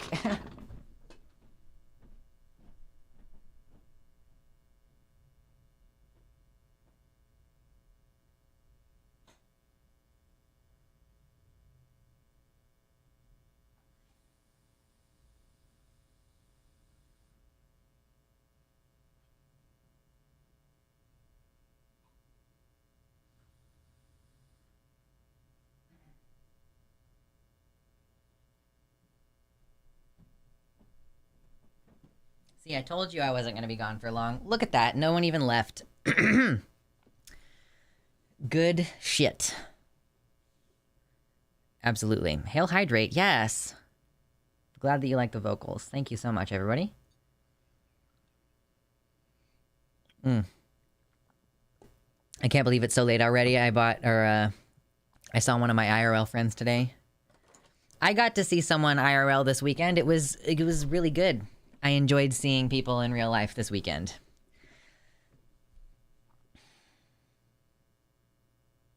The fact that someone is showing me their genitals at all makes me happy as a pansexual.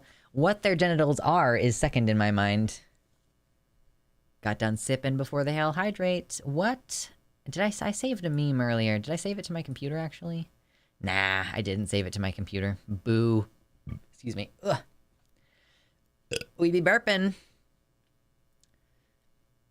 One more? Maybe? Okay. So this is just for the lels. I don't really have a lot of serious commentary to do on this one, because it's just very funny to me that Trump has been held liable for sexual abuse. There was like, can we please stop talking about genitals? I mean, well, we're about to start talking about sexual abuse, so I guess it's kind of an indirect way of talking about genitals. But listen, on my stream, we talk about surgery and stuff and sex and stuff on the reg, so just be aware. Like, it's not always like the entire stream usually, but like it is gonna happen every once in a while. But yeah, a jury found Trump liable on Tuesday for sexually abusing E. Jean Carroll in 1996. So there's usually like a statute of limitations on these things where it's like, if it's been a certain amount of time since the crime happened, you can't prosecute for it. So this is not a prosecutorial case anyway. This is not a criminal case. Shut up. This is a civil case where she's just suing for damages, basically. You know, she's saying, I was harmed by this and you owe me for, you know, years of therapy and disruption and like mental turmoil or whatever the fuck you say in a case like this. So this was the original thing that happened, was allegedly that she was like, she was working in a clothing store, and in the dressing room, he sexually assaulted her. And so she originally claimed that it was rape. And like, I'm not saying that she wasn't raped, but like, this case did not grant her the rape thing. They did agree that Trump was liable for sexual abuse. and for defamation. So there were, battery and defamation because he had said bad shit about her. And so Trump did not attend the trial. He insisted he never sexually assaulted Carol or even knew her, but he did. Let's get the volume down on those. Kaplan told jurors that the first question on the verdict form was to decide whether they think there is more than a 50% chance that Trump raped Carol inside a store dressing room. If they answered yes, they would then decide whether compensatory and punitive damages should be awarded.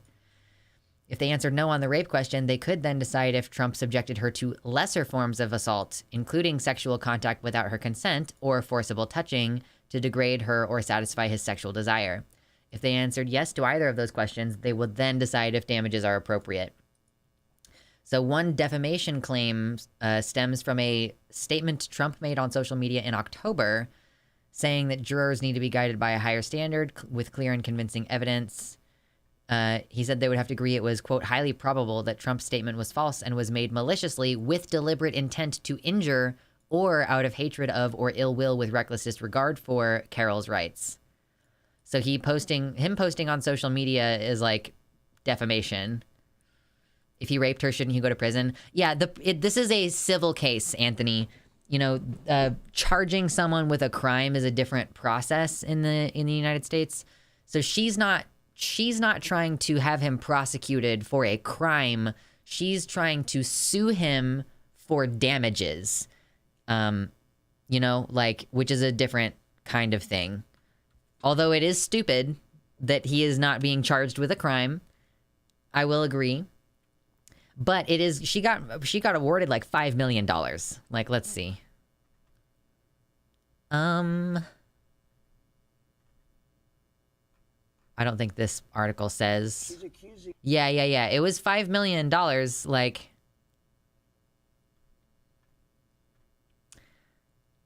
because it was, she got like awarded $3 million on the sexual abuse thing. And then she also got awarded money and damages for the defamation. Like OJ got off on the criminal charges and then got hit with the civil. Yeah.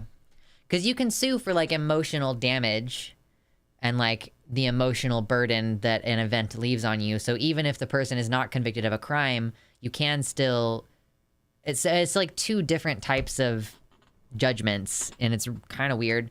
Like, if a judge awards the punitive, like, financial damages, like, then shouldn't it be that, you know, so some part of our system has determined that they did the thing that they are being accused of doing, you know? Unless you settle out of court. Like, because if it's awarded by the courts, that's different than settling out of court. Because that is the court saying, yes, you are liable. Like, you know, beyond a reasonable doubt is the key distinction. Yeah, you just have to be like 50% or more confident for the civil liability cases, whereas the threshold for criminal cases is like beyond a reasonable doubt. You have to be pretty fucking sure that it happened. The idea that there's a statute of limitations on rape is abhorrent. Yeah, I don't know how I feel about statutes of limitations in general. Like, I don't really understand what the purpose of that is. It's, you know, if you committed a crime and you didn't get found out about it for a long enough time, like, oh, you just, like, it's okay that you did it. But the whole system and the whole concept of crimes and how they're constructed is bad, and the whole idea of prison is bad. So our whole fucking system needs to be rethought of from the bottom up. What's up, Veronica? Welcome in. Non-criminal cases are called tort cases. Is it really? So every case where someone just is like, I'm going to try to sue you for damages, it's called a tort case? It's a tortoise, a tortuga, a tortilla. Delicious. Anyway, I'm going to take another drink of water. Hail, hydrate, bitches. Yeah, statute of limitations were conceived because the people making the laws did not want their crimes to be permanent. Truly.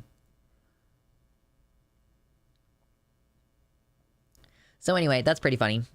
And I'm glad that he's going to have some amount of punishment imposed on him. You know, it would be really funny if he kept doing defamation on her. That would be great. Just keep suing him forever. Let's charge him with some crimes now, huh?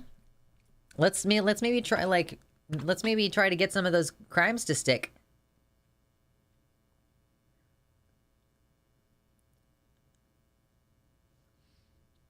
What's up, Faith by Faith?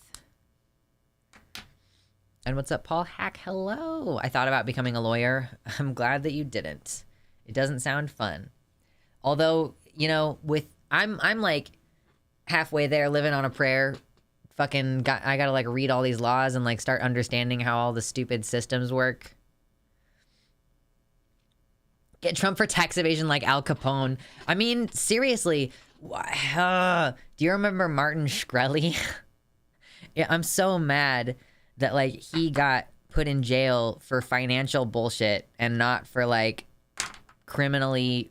Obviously, it's not an actual criminal thing to do, but IMO, criminally raising the prices of HIV drugs. Fucking goddamn it.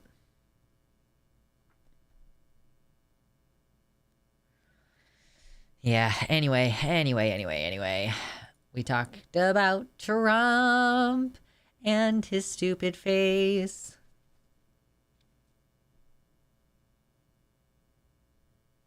On an unrelated note, I found out about this hand gesture and I love it. Finger heart. This doesn't really look like a finger heart to me. This looks more like, give me your money, bitch. Or like, I'm about to snap or something. I don't know. It's quite strange. This is the hand heart. You do it like this. Hand heart. Beautiful. Look at that. It's gorgeous. Hey, guess what? Hey. If you have not yet hit the like button, you should hit the like button really quick. Because it's super fast. We didn't talk about how stupid his face is at all. He doesn't do the spray tan on his whole face. He stops before his ears. It's so weird. I don't think I've ever noticed that. Is that Trump's ears? Are they really like...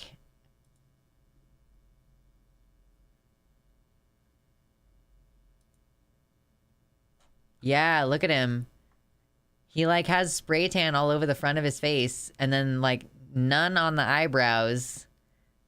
You can clearly see none in the eye right here. And then like the back of the neck and the ear, like the front of the ear gets it a little bit, but that's all. Doesn't get the hairline. Why does he think that looks good? Like, why caress that like button? True. His hair is turning yellow because of all the years of spray tan. It's so cakey. Like, why would you? Why? I think he just dips his face in formaldehyde. Excuse me. It's like when I used to think I only had to brush the front of my hair. Yeah, Trump is not even as developed as a 3-year-old child. Like, Trump only has object permanence for things that are like... Or, sorry, he doesn't have object permanence. He only is able to perceive objects which are in front of his face directly. So, like, his fucking face is too fat and, like, wide and stupid for him to see his ears. So his ears just don't exist. His hair covers his ears a little bit. So he can't see them, and therefore they don't exist. Lux thinks Trump is caked. Confirmed.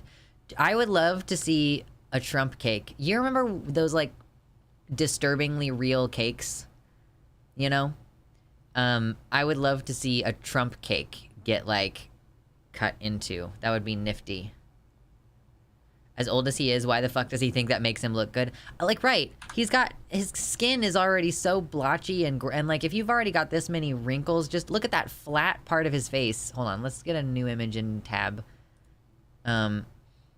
Like, look at this. Like, if your skin is already... You're old enough that your skin all over your face is starting to get this texture and not just at your line areas. Like, I get it here. I understand it, like, in this... area. That makes sense for the texture of the skin to be all fucking weird. But if you're just starting to get it on the flat parts of your face, spray tan is gonna just get in all the crevices and not look good. Anyway, let's stop looking at that. Let's stop zooming all the way in. He needs to exfoliate. True. The year everything was a cake. I know. Oh, thank you, Anthony. I took that profile picture on Beltane last year. Beltana. By the way, people, I don't do the dono requests very often, but just so you know, I owe a lot of taxes from last year as a self-employed person, and I am more than halfway to getting the money that I need to pay off my taxes for the last year, and I'm hoping to start paying toward my taxes for next year, if possible, after I pay that off. So consider contributing to the GoFundMe for a non-taxable donation, specifically to help with that one-time goal of paying off my taxes. I put it on a credit card, and it would be great if I didn't have like a huge amount of debt accrue because I take a long time to pay it off, So we've got more than half of it. Whoa, we're halfway there. Whoa, lemon on a bear. That's one of my favorite ones. I love that meme. That meme of like lemon on a bear, like living on a prayer meme. Where, like, I want to see several of these. Yeah, you'll get like, there's like chicken on a bear, Lincoln on a bear. I guess that's a griffin on a bear. Lizard on a chair. Yeah. That's your second Bon Jovi reference in 5 minutes. It's because I have this song because of this meme. I keep saying we're halfway there, and that's why it keeps happening to me. A Squidward on a chair. True.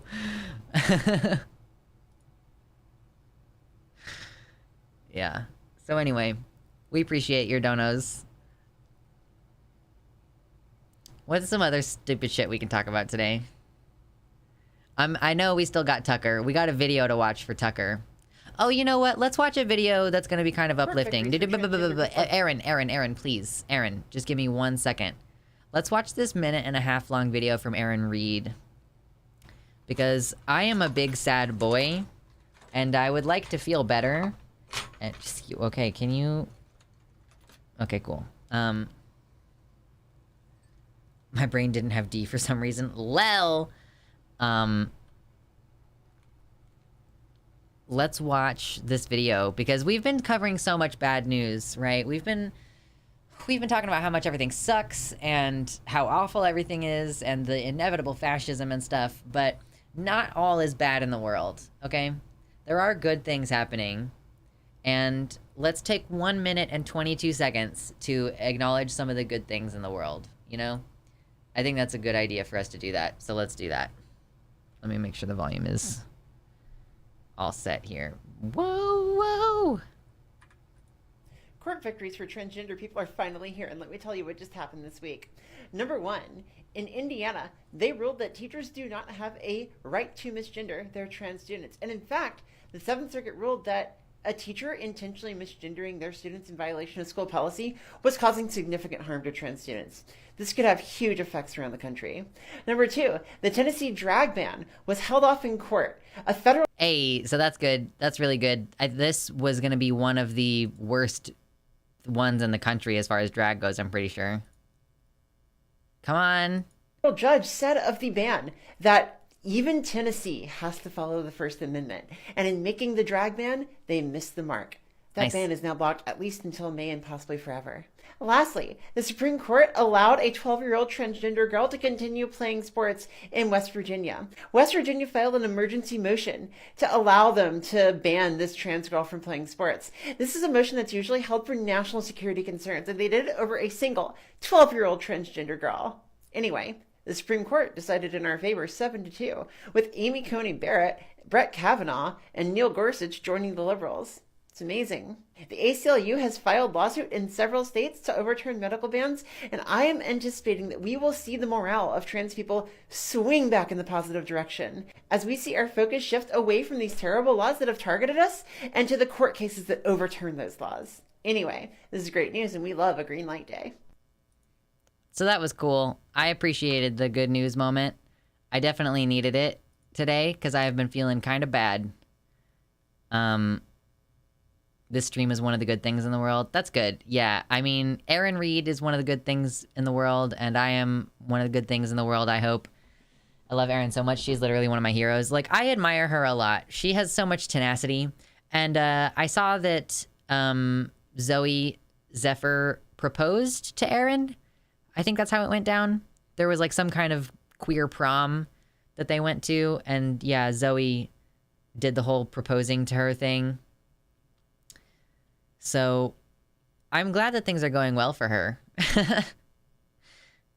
It does bother me that they were at yet another event where no one was wearing masks, but, you know, everybody has just accepted that they're gonna get, like, COVID over and over again and slowly become more and more disabled until every single person is unable to work, apparently.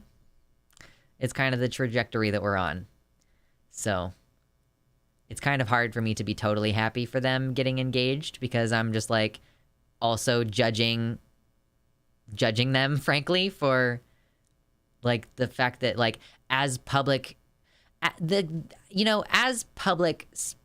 figures, like if the government isn't going to do its due diligence and be responsible, then we as public figures need to be responsible, and we need to be signal boosting like what's going on with regards to COVID. Like I saw, do any of you know Francesca Lee? She is a black woman who used to be on some internet shows that I would watch. MTV Decoded was what she used to be on. And she does other stuff now, I think. She's a writer, producer, actress. She's on strike right now with the Writers Guild, which is amazing. And apparently some people like kind of called her out for not wearing a mask. And she, you know, instead of getting really defensive about it, she decided to look further into it. And she realized, well, some people have even tested positive from COVID, like after being out on strike. So we need to start wearing masks for our protection, like after being educated by some disabled people on Twitter, I think is basically what it was. Or she posts on TikTok a lot, so maybe it was on TikTok. But yeah, this is Francesca Lee, if you're familiar with her. And I appreciate that, you know, she also said now that she's wearing a mask on the picket line, you know, people are asking her questions and she is able to educate them about what's going on with COVID and why she's wearing a mask. Sam's speech to Frodo is what's given me strength in these dark times. Which one is this? Hold on. No, don't make any noise. Shush, which one is it? He is about to stab someone. Who are you about to stab, my dude? Where are we?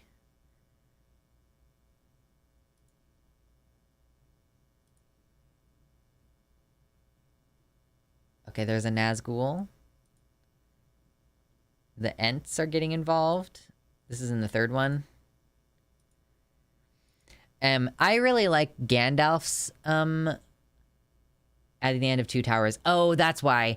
Recently, my partner and I tried to watch the Two Towers a few months ago, and the version that we have, the only version that we have, is the 6-hour version of Two Towers, and we spent two sittings trying to get through that movie, and it's so badly paced. The extended cut is so badly paced, and it's so fucking long that we didn't finish it. So I don't know the ending of the Two Towers anymore because I haven't seen it in a fucking long time. Yeah, that's what the extended version of the Two Towers is. It's 6 hours long. How long is the extended version of Two Towers? Okay, I guess it's only 3 hours. Maybe I was thinking of like the total runtime of like that movie and the next movie. Okay, yeah, I guess it's like, wait, no, that's the Fellowship of the Ring. Wait, the Two Towers. Okay, so the 2 hours is like, yeah, it's like 4 hours. My bad. I got the wrong numbers. But it's like a 4-hour long thing, and it's badly paced, and I don't want to watch it. So, yeah. But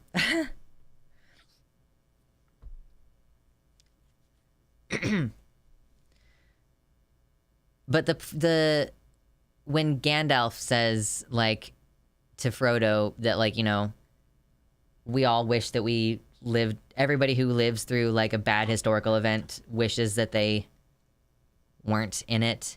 I love the extended versions, and I will fight you on this. Listen, I think that they're cool, but I also just am realizing that as a movie watcher, like, I was falling asleep watching Two Towers extended version. So it's like, it just isn't as tight as a theatrical release, you know? Also, did I take a screenshot of this? Someone sent it to me, but I don't remember if I... Hold on, let me just look up... Let me just do a thing that I don't normally do. And see if I can find this tweet that I wanted to mention. Because someone sent me this tweet. Yeah, someone sent me this. Neil from the Leftist Cooks posted, which 9 leftist content creators are you sending to Mordor to cast the ring into the fires of Mount Doom?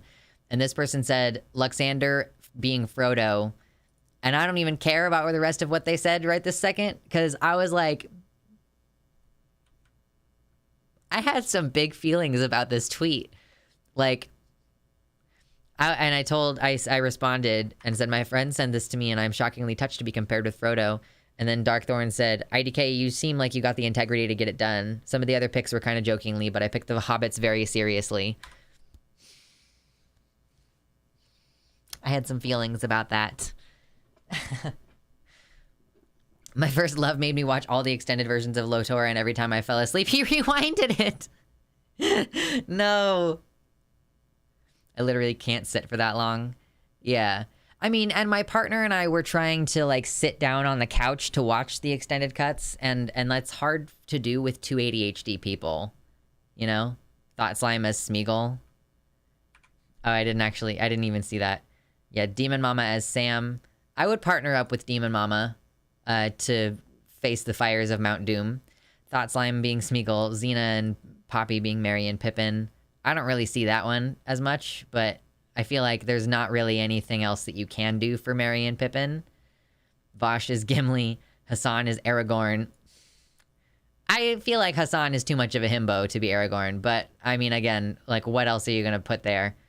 Bad Empanada is Boromir. Abigail Thorne is Gandalf. Shark is Legolas. Yeah. That's pretty funny.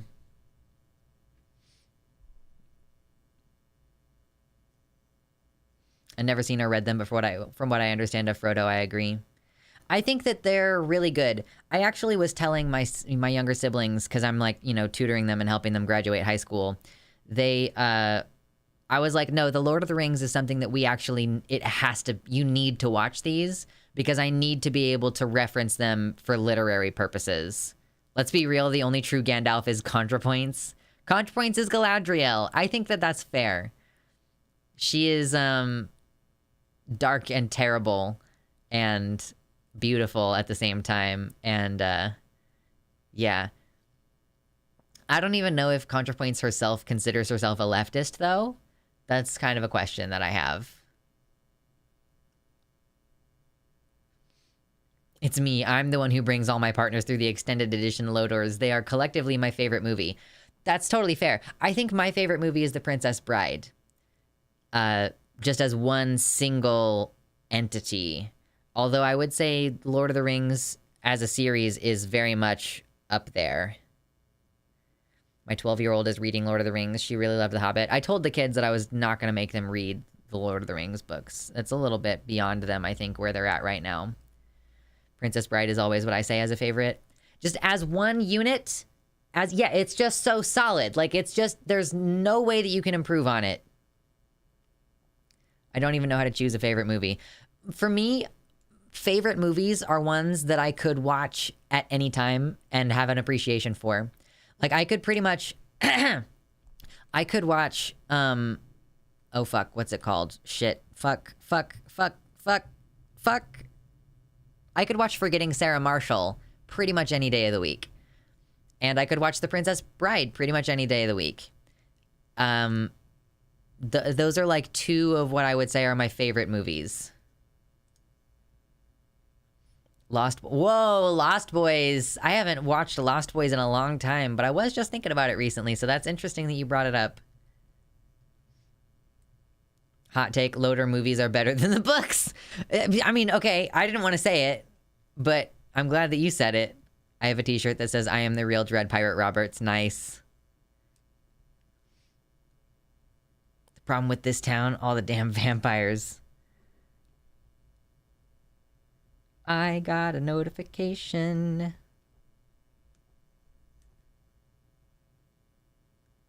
One of my guilty pleasures is Coyote Ugly. True. Waterworld. I haven't seen Waterworld in a long time. Well, let's see. What is next on the docket? Yo! Yo, this is fucked up. Yo, this is fucked up. By that definition, my favorite movie is a documentary about salmons. That's pretty good. Random singing bingo. We've had random singing.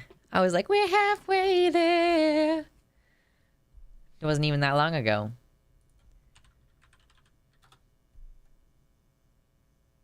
Lemon on a bear.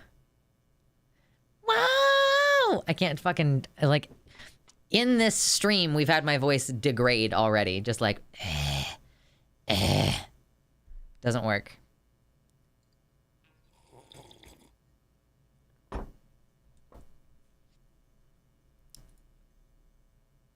Let me see this. Okay. Let me just view the thing. Let me see it. Yeah. This is why I keep singing, whoa, we're halfway there. Because we have raised $586 out of the $1,000 that I'm trying to raise to pay off, like, a good chunk of my taxes, credit card debt. Anyway.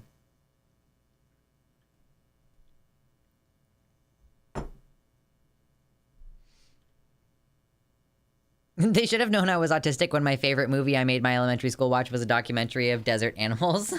Absolutely. So,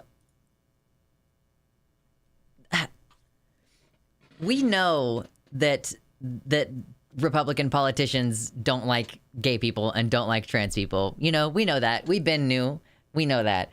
It's really funny when they accidentally reveal how much they actually hate us. It's gonna be funny. You should hit like because it's gonna be funny.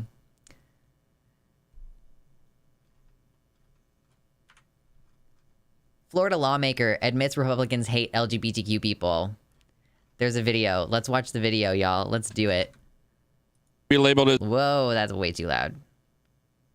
I know that's way too loud. We're gonna take it down a little bit. This is wild. This is truly out of pocket. Be labeled as racist. Oh, that's still too loud. Okay. This is truly out of pocket, I think is what the kids say. And discrimination without a response. ISIS, the Taliban, and Al-Qaeda. Those are the folks who discriminate. We bombed a building in 2017 like we never usually do. We bombed it because they threw homosexuals off that building. Our terrorist enemies hate homosexuals more than we do.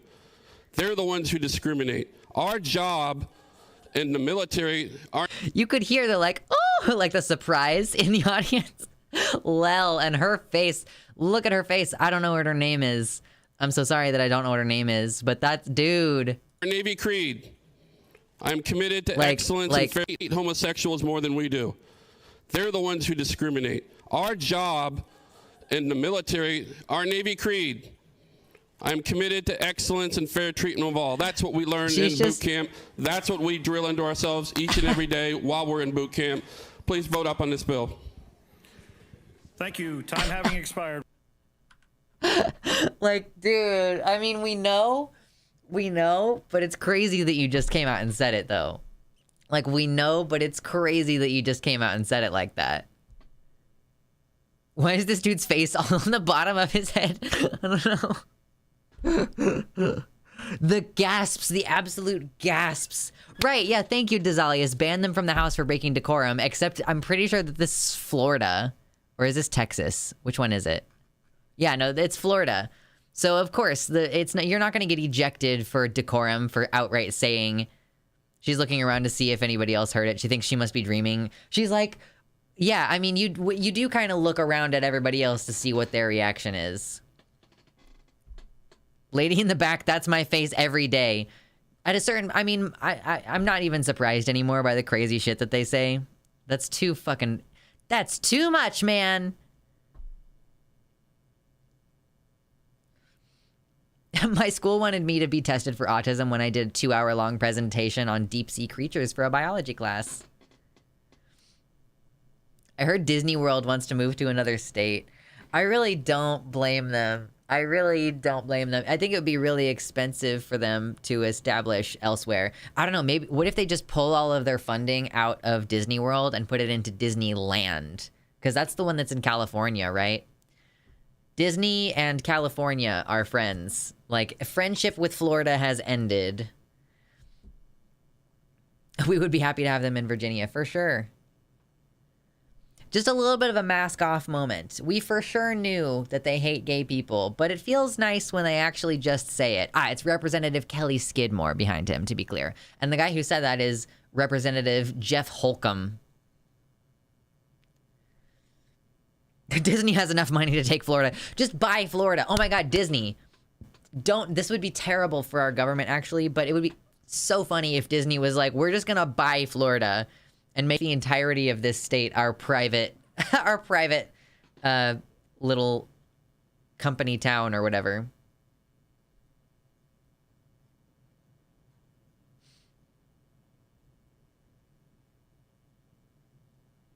Yeah, America, you've ruined this one. We're taking it away. It's being confiscated. You're not responsible enough with your toys, and we have to take them away from you.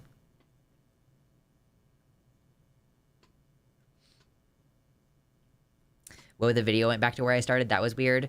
I was on Vosh's website earlier. Like, before stream started, I was hanging out on Vosh's website. And at some point, it acted like the stream had ended. And it gave me the little end screen with all the little, like, the 9 videos that it lets you click on. And I was like, what the fuck? So I just clicked the, like, start the video over button. And that reset me to the present live stream. It was super weird. Oh, yeah, no, of course. I don't want it to happen, actually, because Disney, a private company, should not have control in that way. Can we talk about this weird autistic doctor show thing? It's so fucking weird, and I don't get what's happening or why it's everywhere. I don't know what it is. I keep seeing it's like some, like, a surgeon is saying, like, I am a surgeon. I promise I am a surgeon or whatever, and it has something to do with him being autistic or whatever, but I have no idea, and I kind of don't want to. TBH. Lol. That's pretty fucking solid, dude. Like, you got the don't tread on me, you got the don't step on Sneck, and then it said come and take it, and somebody busted out the window. Yo. Have each city in Florida be a different Disney theme park? True. Someone came and took it. It's the good doctor. Okay. I know, company towns are bad. I know. Listen, I know. I was joking. I was just shitposting, y'all, I promise. Luxander loses their fucking leftist card. Luxander loses his leftist card because it is, because it's in support of company towns now. Leftist card revoked. Friendship with capitalism started. Talk about fucking around and finding out. I mean, true. True. Okay. Yeah, we got a lot of little news items today. Kind of like that. Just a lot of little news items. Which might be a little bit easier for me to edit, frankly. Lux the Lib. Ah. Man, it sucks that my name works so well for that. I gotta stop showing off my arms.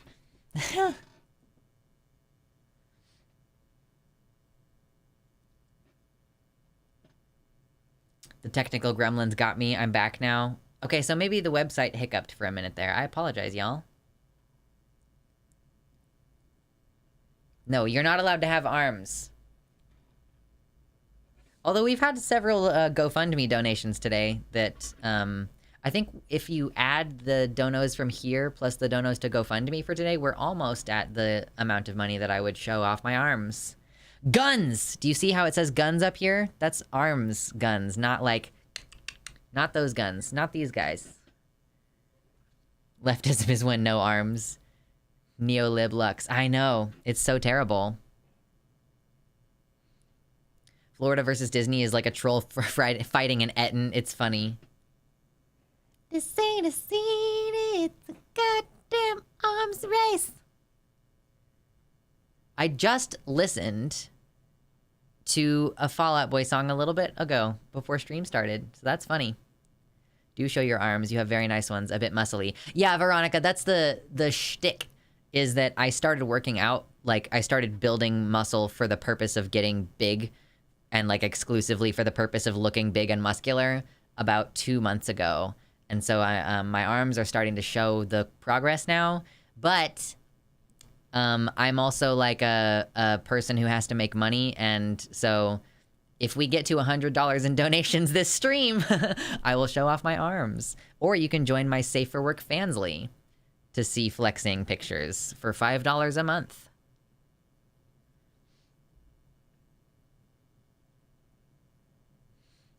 I'm a leading man. Anyway.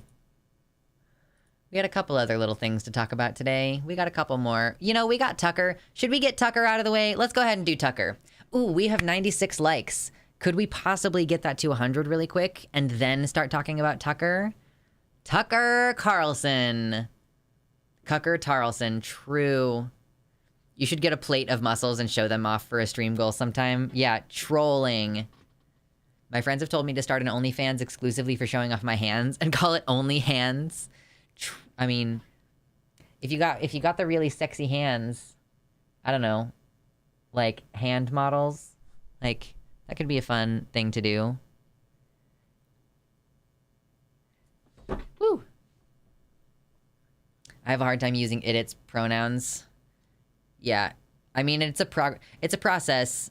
Like, I would say, Rotsoi, like with, you know, when people say like I get really triggered by its pronouns, like I also for a time was triggered by she her pronouns, and it's like, so it's like why would I have a hang up about using this pronoun for someone else? Or it's like if my dead name comes up, you know, my dead name is kind of triggering. If I meet a trans girl who has my dead name, like even if it's kind of upsetting for me, I think I would still try to call them that because it would be affirming for them. And like, honestly, me avoiding that word is just reinforcing my trauma avoidance. Like, if you feel the need to avoid something and then you avoid it, you have a feeling of relief from avoiding it, and that reinforces your avoidance. Like, you can be accidentally making the problem worse. Like, small amounts of exposure can be good for you, for sure.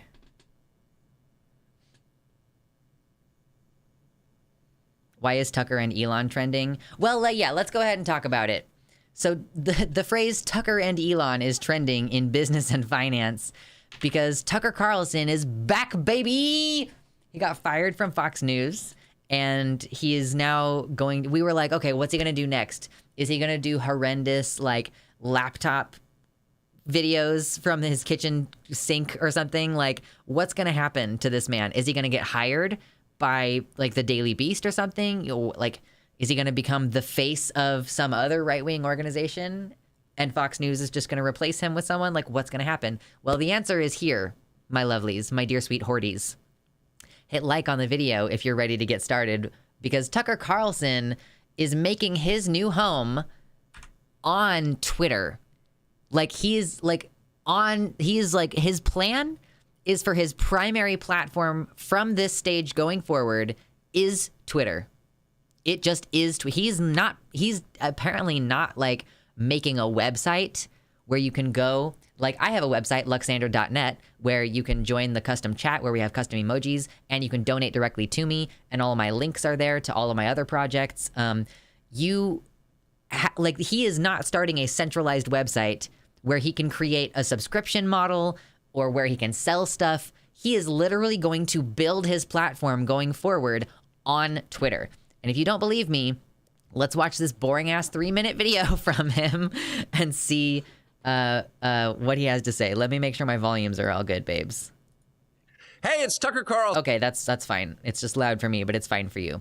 All right, so let's see what my man has to say here. Hey, it's Tucker Carlson. You often hear people say the news is full of lies.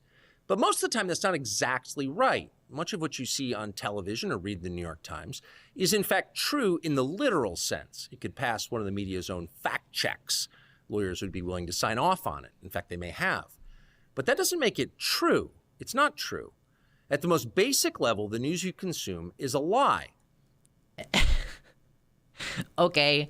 He's just kind of accusing the entire news concept of being lies. Like, all news is lies. Why did I forget his hair was colored? Why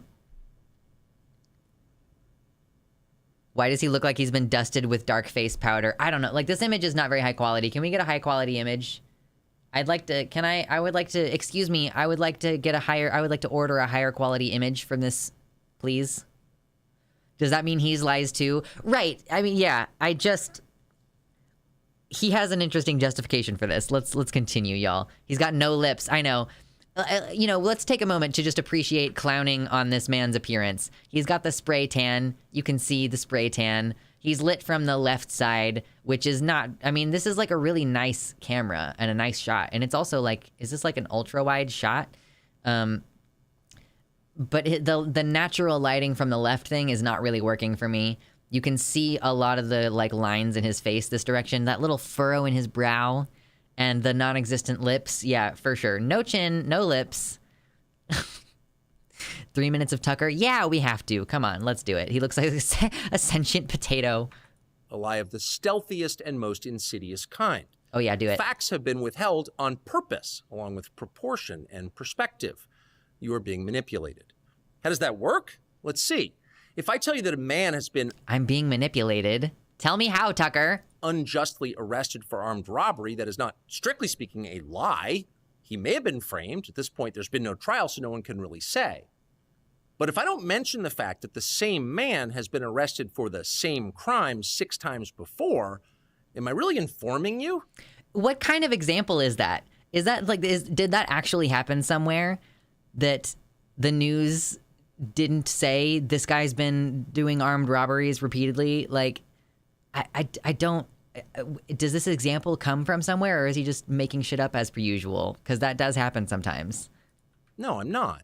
I'm misleading you. Oh, this is a horrendous, this was a bad choice, my man. Because the thing that people immediately did was screenshot it. Like, this was a poor choice. You can tell he does not have a writer anymore. I'm like, did someone write this? I can't tell. And that's what the news media are doing in every story that matters, every day of the week, every week of the year. What's it like to work in a system like that? I mean, honestly, I'm having a little bit of a moment. What's that? Where's the thing? Hold on.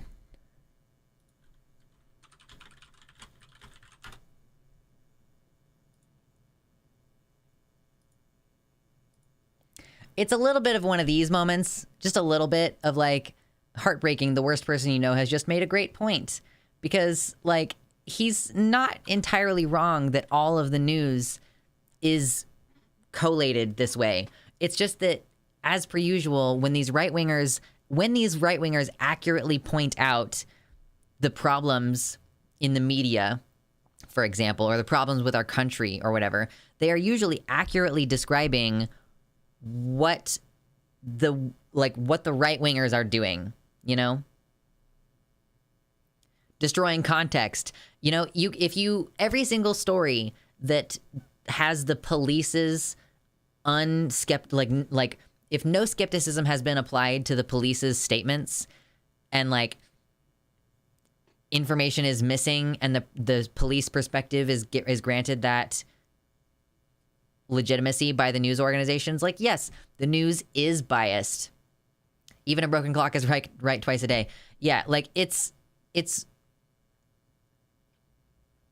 I just find it really frustrating that he is accurately describing an issue that it does happen on the news, but he's just making it seem like it's just so funny. I mean, like, when he leaves Fox News, obviously, because he's been fired by CNN and MSNBC in the past, he now has to turn away against the entire news media organization.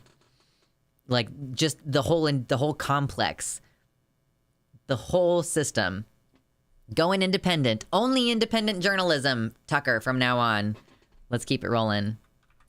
After more than 30 years in the middle of it, we could tell you stories. The best you can hope for in the news business at this point is the freedom to tell the fullest truth that you can. But there are always limits. And you know that if you bump up against those limits often enough, you will be fired for it. It's not a guess, it's guaranteed. Every person who works in English language media understands that. The rule of what you can't say defines everything. It's filthy, really. Like, because there's a profit motive involved in the news, my man. You know, like there's a profit motive. So of course they only want to cover certain stuff. Of course, like you're not allowed, if you're owned by Pepsi, Viacom, Halliburton, Skynet, Toyota, Trader Joe's, or whatever, then you don't have the freedom to criticize that mega corporation. So like, again, salient criticisms, completely misdirected. Holy fucking shit, thank you, Desalius, exactly. If I mention that BLM is rioting, but I neglect to inform you that the police attacked first, I'm misleading you. Right, that's exactly right. By limits, he means producers, and by bump, he means sexually assault.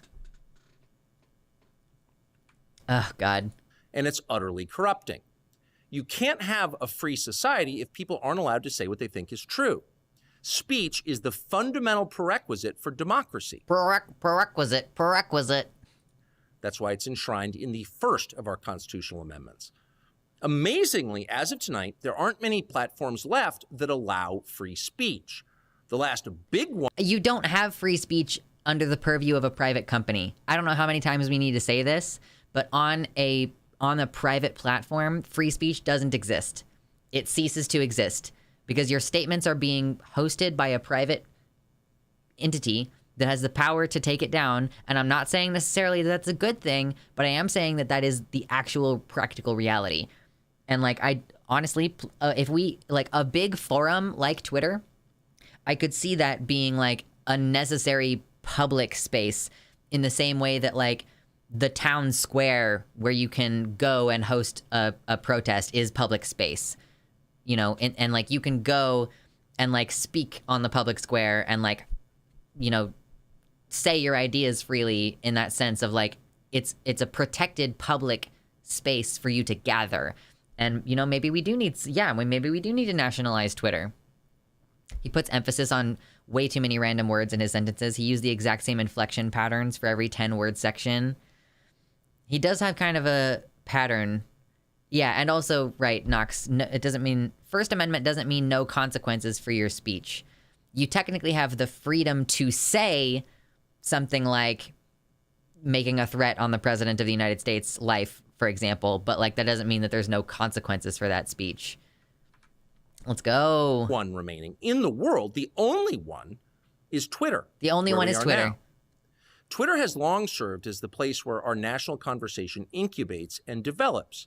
Twitter is not a partisan site. Everybody's allowed here. It definitely is partisan now.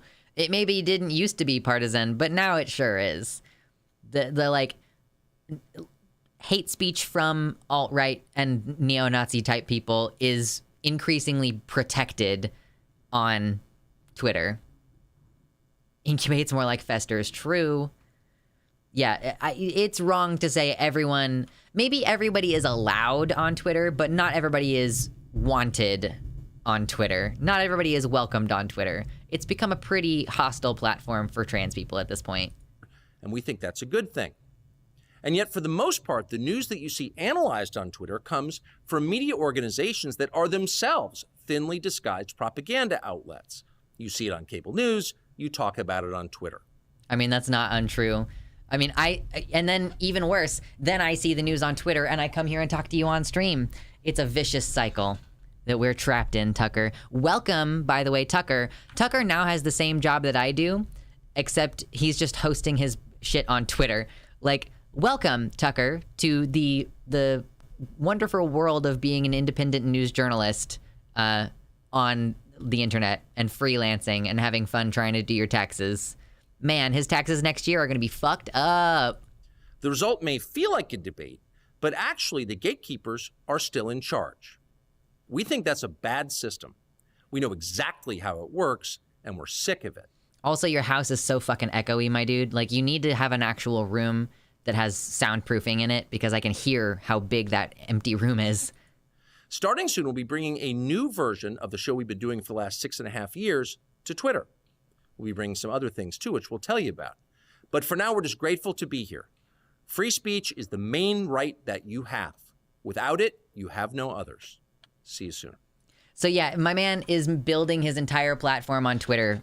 He's gonna set up the creator studio bullshit on Twitter. He's gonna accept donations. He'll have a little tip jar.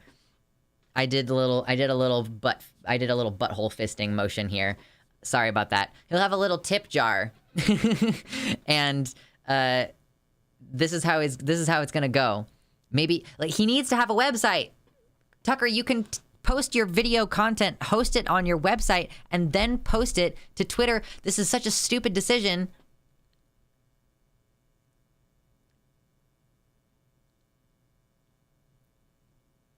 Tucker using we is so weird.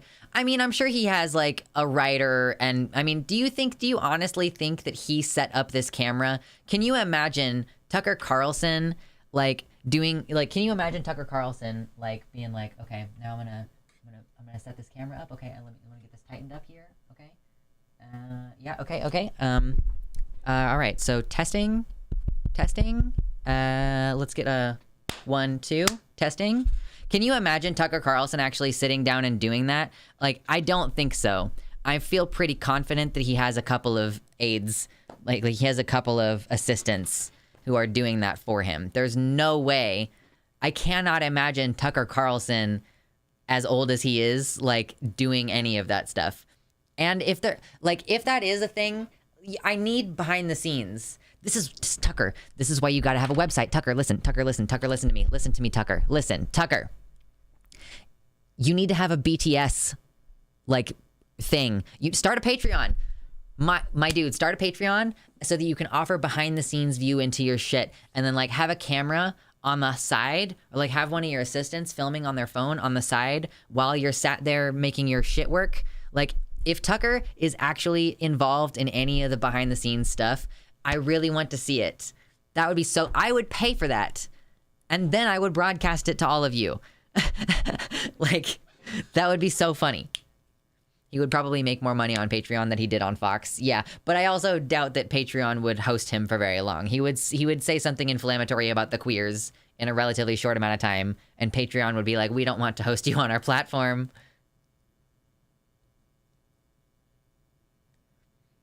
He should fire his makeup artist. Shit. Yeah, let's get Tucker a White Leaf website. Yeah, tuckercarlson.net, just like luxander.net. I mean, truly, we are equals now. Tucker used to be, like, slightly above me in terms of our status as journalists, and now he is exactly the same as me, and that's so satisfying. He has joined me and Ben Shapiro and fucking Vosh and Candace Owens. Like, we are all independent journalists who make our own garbage and post it out there. And it's awesome. You know, welcome to being a fucking lowlife, my dude. Welcome to being a degen independent freelance journalist.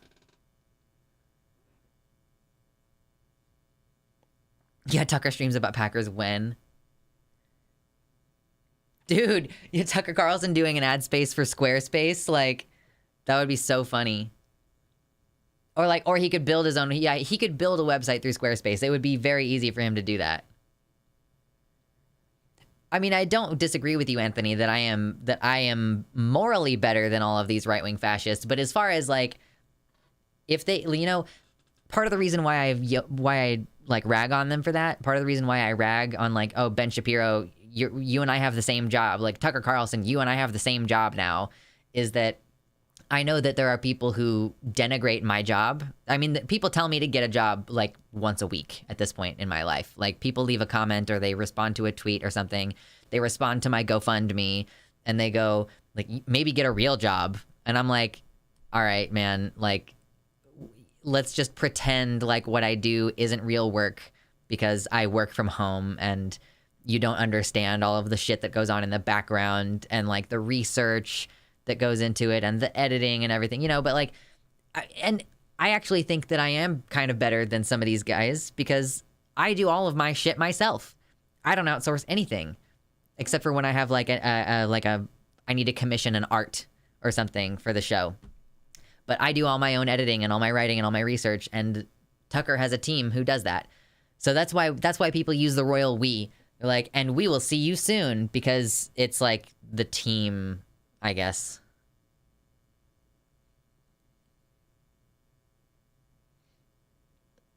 I'm Tucker Carlson, and let me tell you about today's sponsor, Established Titles, because you guys fell for me, you might fall for this crap too. True. Become a lord. A lord or lady. Are you suggesting that I won't be a real Scottish lord? I would never suggest such a thing. I would never say that. It's allegedly a very real thing. Nice, in league with Satan. I just stood up to my transphobic coworker. Fuck yeah. That's super awesome. Anyway. I look forward to having Tucker as a peer, as a colleague in the space. Welcome to the space, Tucker. Welcome to the Thunderdome, bitch.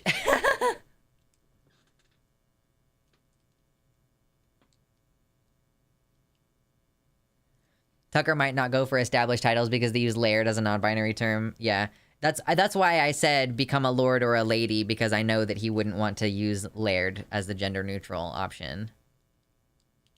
Not gonna lie, the lord lady thing is a worthwhile joke gift. As long as you know what you're doing. As long as you know that it's a joke gift. Oh my god, Lux ends up debating Tucker. That would be infuriating. I would not want to do that. Maybe if I was paid like a couple $1,000s, I would find it worth it to debate Tucker Carlson. But it's one of those like, if someone gave you $1 million, would you suck the dick of someone with chlamydia? Like, I don't know. Like, you know, it's one of those like, I would need a couple $1,000s to be willing to put up with the annoyance of talking to Tucker Carlson. Luxander rips out a chainsaw and screams bloody murder. Welcome to the Thunderdome, bitch! Tucker Carlson urinates himself in fear. Truly. Become a lord and then Twitter legally cannot ban you because you are a government official.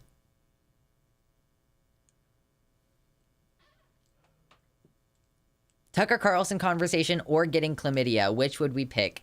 I mean, chlamydia is super treatable. So, but I will never be able to get my brain cells back.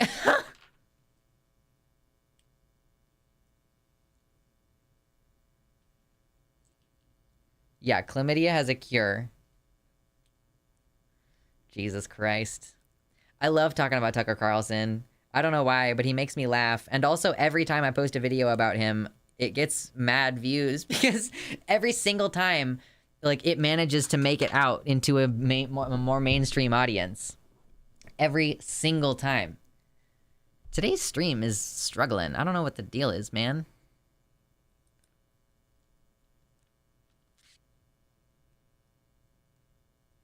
Ask for more money to get the cure. Yeah. I spend a lot of time in queer/gay chats just posting pride flags, and that's still something every little helps in this world. True. What's up, Shade? Unless you get a drug-resistant strain. I mean, yeah, that's true. I don't really want the chlamydia. But... anyhow. What else do we have today? I'm not really thinking this is going to be a full-length stream today. Because I am kind of tired. And I don't feel good today. So. I'm kind of tired and I don't feel good. That's pretty normal for me.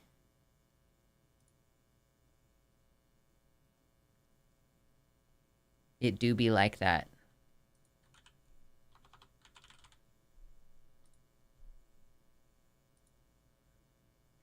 Chlamydia's nuts. True. New transphobia just dropped. Transphobes think you have to cut off your entire arm below the elbow for phalloplasty. Wait, what? Wait, what? A lot of people get sick when the seasons change. Yeah, I'm just really stressed. And it's like my body doesn't respond well physically to that. What about your entire arm getting cut off for phalloplasty? Like, did you actually see someone say that?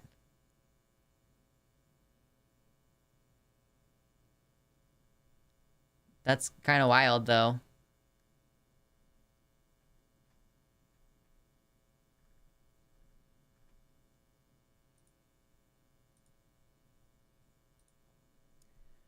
I sneeze a lot when seasons change. Yeah, and I have allergies, so it's like a rough time of year, you know? Drink some water, bitches.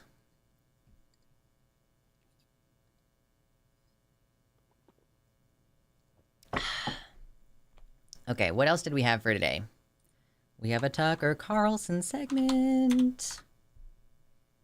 I sneeze every time I go outside in the sun. Isn't it usually like when you look at the sun that you get the sneezes? But are some people so sensitive that it's like even if you just go outside, you can either get a prosthetic dick or a prosthetic arm? Which is it going to be? I think that the idea there is that you would get an actual dick and a prosthetic arm. Somebody did a transitioning Barbie drawing that is implied to be FTM and explained it was missing part of the arm because of the fallow. Wait. Let me see if I can find it. Is it on Twitter? Let me see if I can find it. Transitioning Barbie.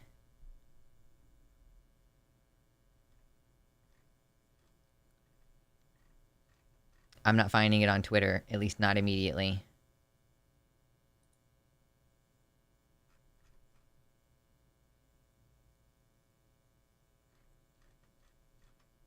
Rest in pieces. I'm not going to be able to find it. I've just heard people calling phalloplasties Frankendicks. Yeah. They come up with shitty ways to dehumanize both of us. Like, they call phalloplasty... And also, like, I'm not getting on your case on this one, Icalo, just, like, for future reference. Phalloplasty is the name of the surgery. You don't really refer to someone's body part as a phalloplasty. It's a dick, you know? Like, it's their penis. So, yes, they call neophalluses, you could say a neophallus if you want to really specify that it was created through surgery. But yeah, like, so people's actual human penises on their actual bodies are being referred to as like Frankendicks, just as much as trans women have the issue of people calling their vaginas like a wound that will never heal, you know. It's not a real thing, you know.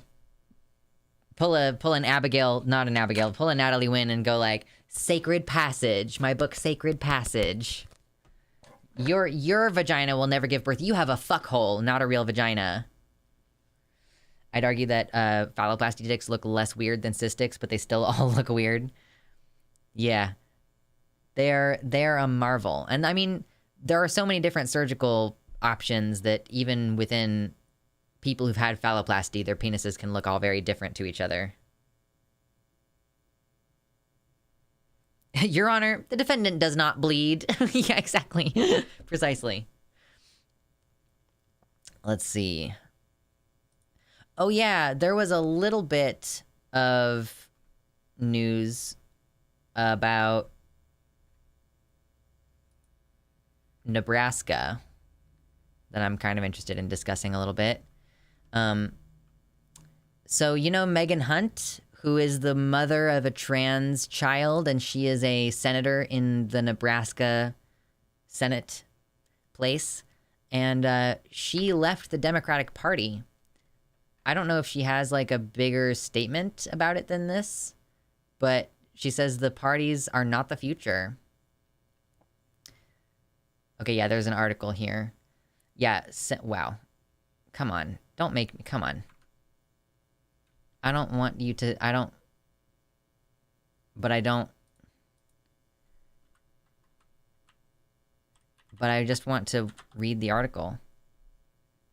I just want to read it. Let's see if I can find a different article.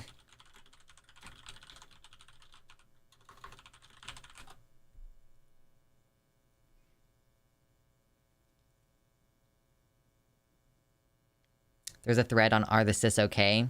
Okay.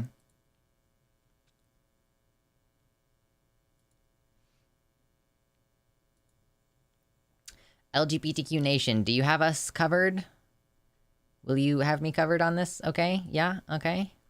Yeah. So filibustering Nebraska State Senator Megan Hunt leaves Democratic Party. She's tired of the Democratic Party for taking credit for her achievements while not supporting red state Dems financially.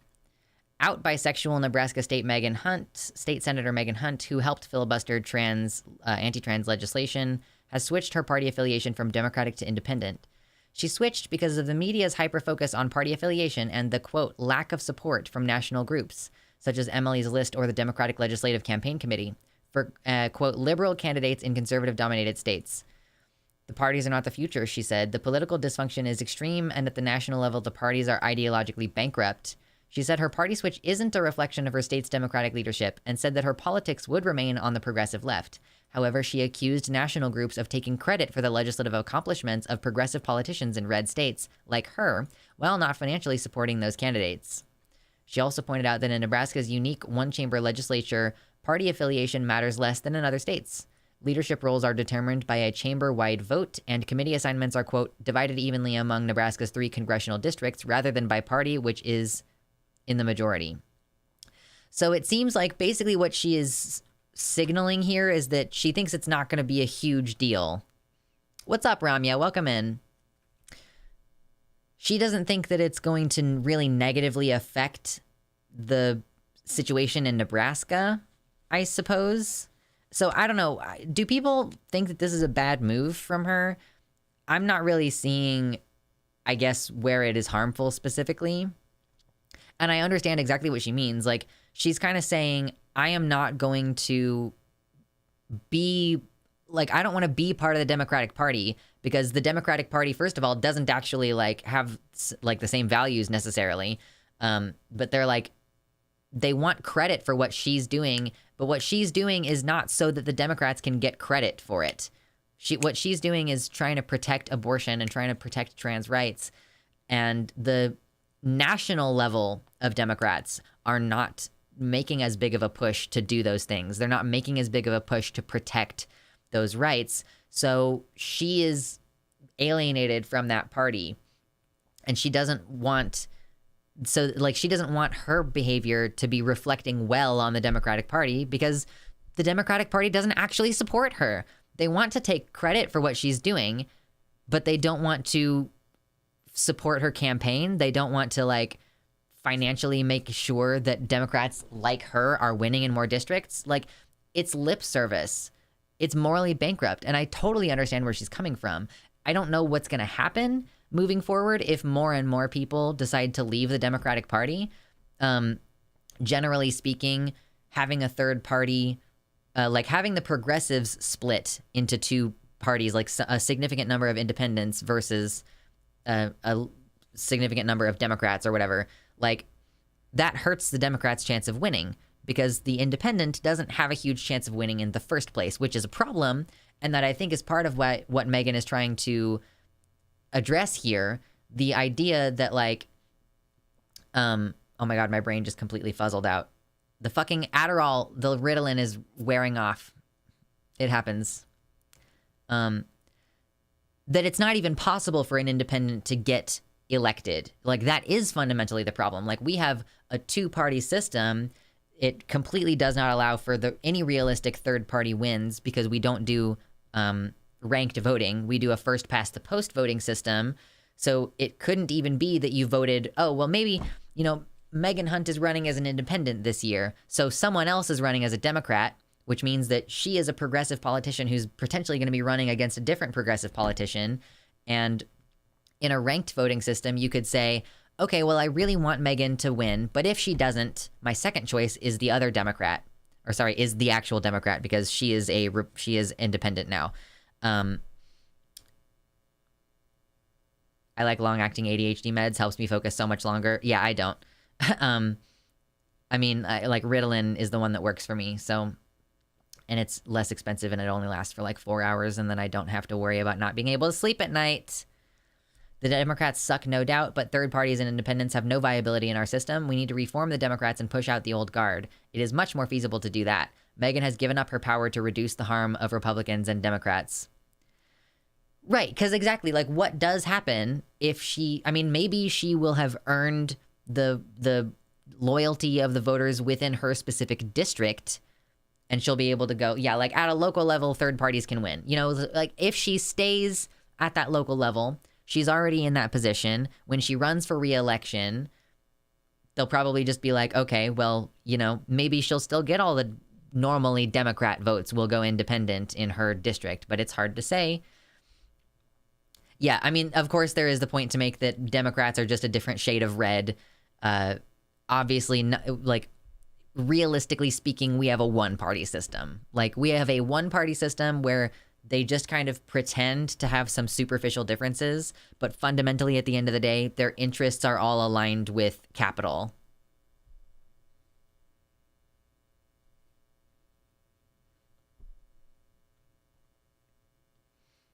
So I understand the frustration, but I do think if she tries to go any further, like if she tries to go for any office beyond the local, and maybe she just has no intention to do that, there is a good point to be made there that she, you know, she maybe is just going to stay at that local level. So maybe her being an independent is not going to really make that big of a difference. Comparing a local election like her being a senator in Nebraska, you know, we can't really compare that to being an independent running for... It's not like Jill Stein, which everybody always gets upset with Jill Stein for running Green Party and taking votes away from whoever the popular Democrat is at that time. Like, there is a sense that, like, if you are a progressive, you have to vote Democrat. And if you vote your conscience and for the person you actually think would do the best job as an independent, like, oh, all you're really doing is hurting our chances of winning. So it's like yet another way in which our choices are manufactured. Like, do you really have a choice if you feel like you have to vote for the Democrat in order to win? Like, in order to... not even in order to win, like, because it's... you aren't winning then. If you want Jill Stein, you're not winning. You're just losing less than if a Republican got in office and fucked up all your civil rights. Nowadays, it's not really as true that we have a one-party system, since one party is actively genocidal. I kind of feel like the biggest portion, I kind of feel like the biggest part of the Democratic Party is at least ambivalent enough about trans people that, like, I truly don't think that the Democrats out there like Megan Hunt until just now, I don't think that those Democrats are a good representation of all Democrats.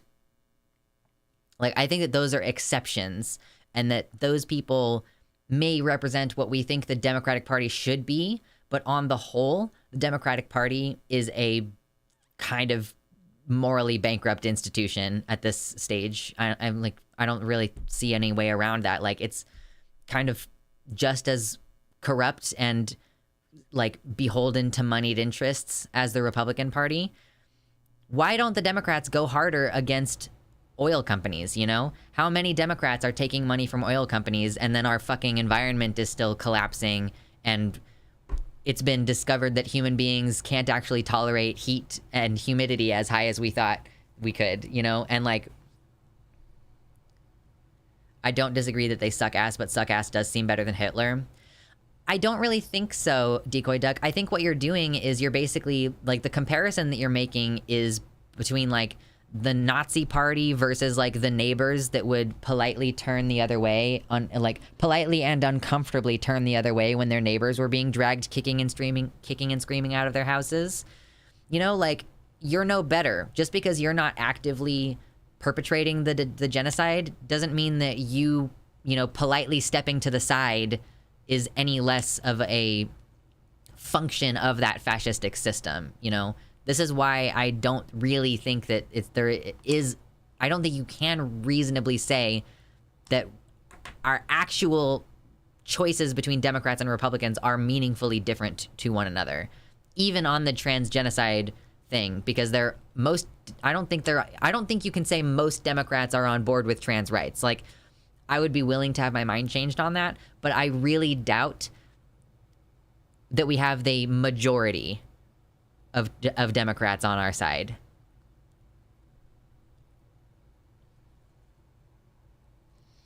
But have you thought about how rude it is to call them Nazis? I know.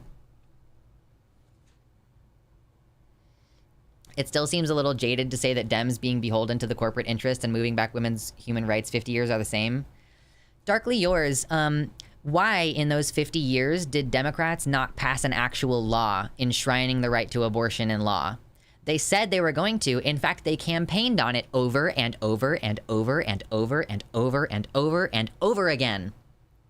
They campaigned on it constantly. They used the abortion issue to get elected, and then they didn't ever do anything to codify it. And then it got taken away by the court system. So yeah, no, the Democrats don't care about you.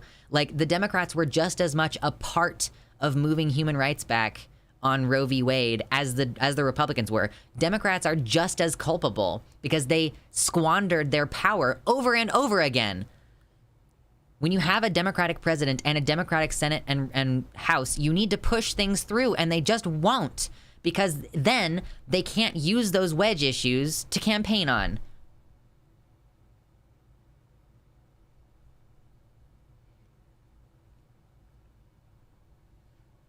I don't disagree, but like, Illinois is safer than Florida. That still matters, right?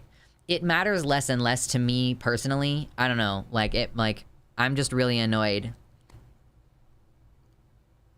We need the Lux party. True. Some Democrats have actually funded far-right candidates, so there's that too. Fucking amen.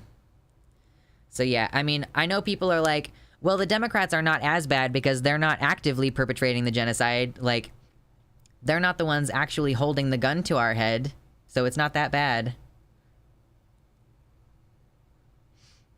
Anyhow. The Dragon Party? Exactly.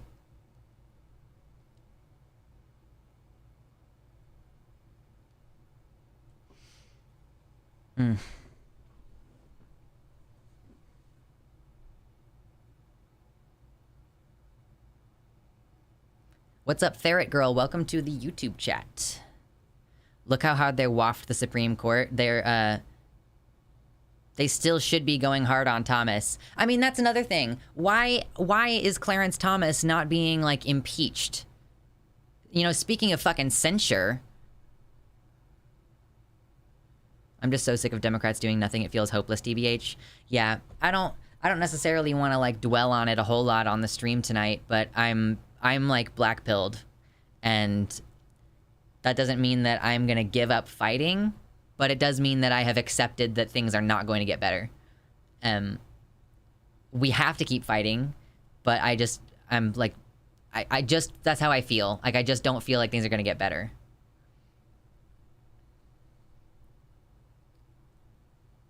Suck-up libs use the excuse that Republicans blocked them, but how often have Dems had supermajorities that they waste and squander by not paying as much progressive, by not, pushing forward as much progressive legislation as possible? Precisely.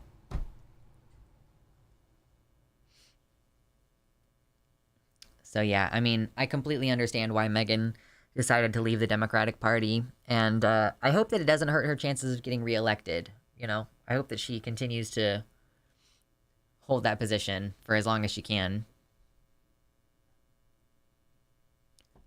Excuse me. I am a burpy boy.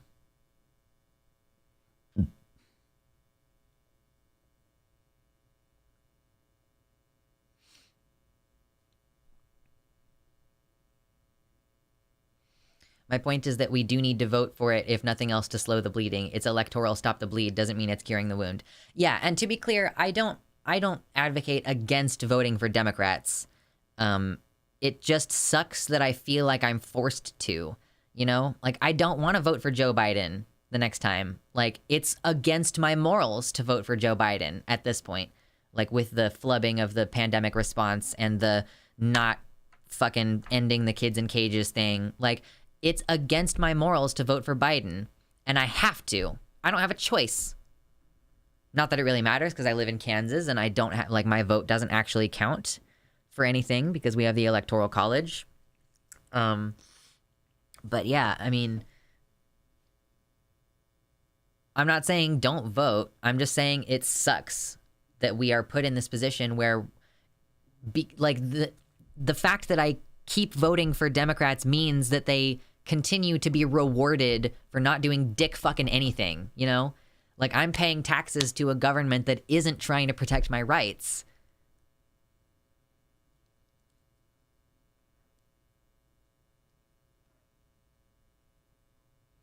I also hesitate to vote for independents because I don't want to help Republicans by taking away a vote from Democrats. Yeah.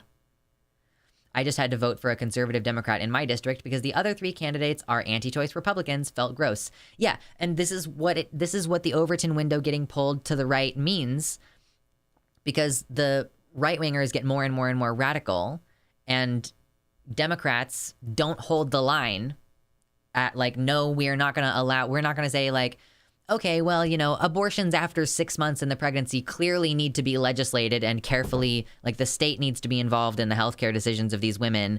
Yeah, like, that's, I don't know.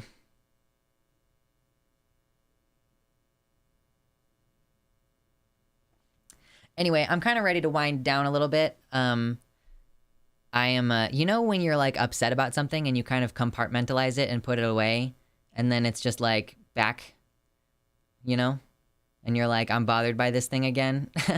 Sometimes it do be like that, but we did several things tonight that I think could come out as actual little short segments on the channel. So that'll be nice. That'll be good. Yarp. Yarp. We talked about Carlson.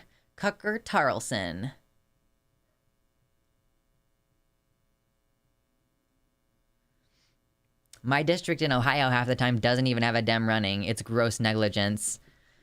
Fucking, I guess in places where you don't have any, Dems running, maybe try to fucking get someone to run as a Dem. I don't know, man. Content for the algorithm gods. Exactly. Have you watched the Trump deposition? It was really funny. We spoke about it earlier, but I didn't actually watch anything because I really, really hate watching Trump talk. If I'm gonna be completely honest with you. I hate that shit. All right, stream notes. Hell yeah, we got some stream notes tonight. Wonder how much money Tucker will cause Elon to lose on Twitter this time. We'll fucking see. I compiled some of the big teen blocker studies into a hopefully readable table. Nice. Links don't work on the YouTube chat for some reason, so I apologize. When you all try to post links in the YouTube chat, they don't work. They do work on the website. If you come to luxander.net/live, that's a place where links work. I apologize. I don't have any control over the YouTube chat. That's what's so great about having a website. I feel 100 brain cells die every time I hear him talk. I just can't. Yeah, it's necessary sometimes. We do cover Trump sometimes, but also people don't want to hear about Trump from me on my channel. I've realized that when it comes to uploads, people don't fucking click my Trump videos. They don't care.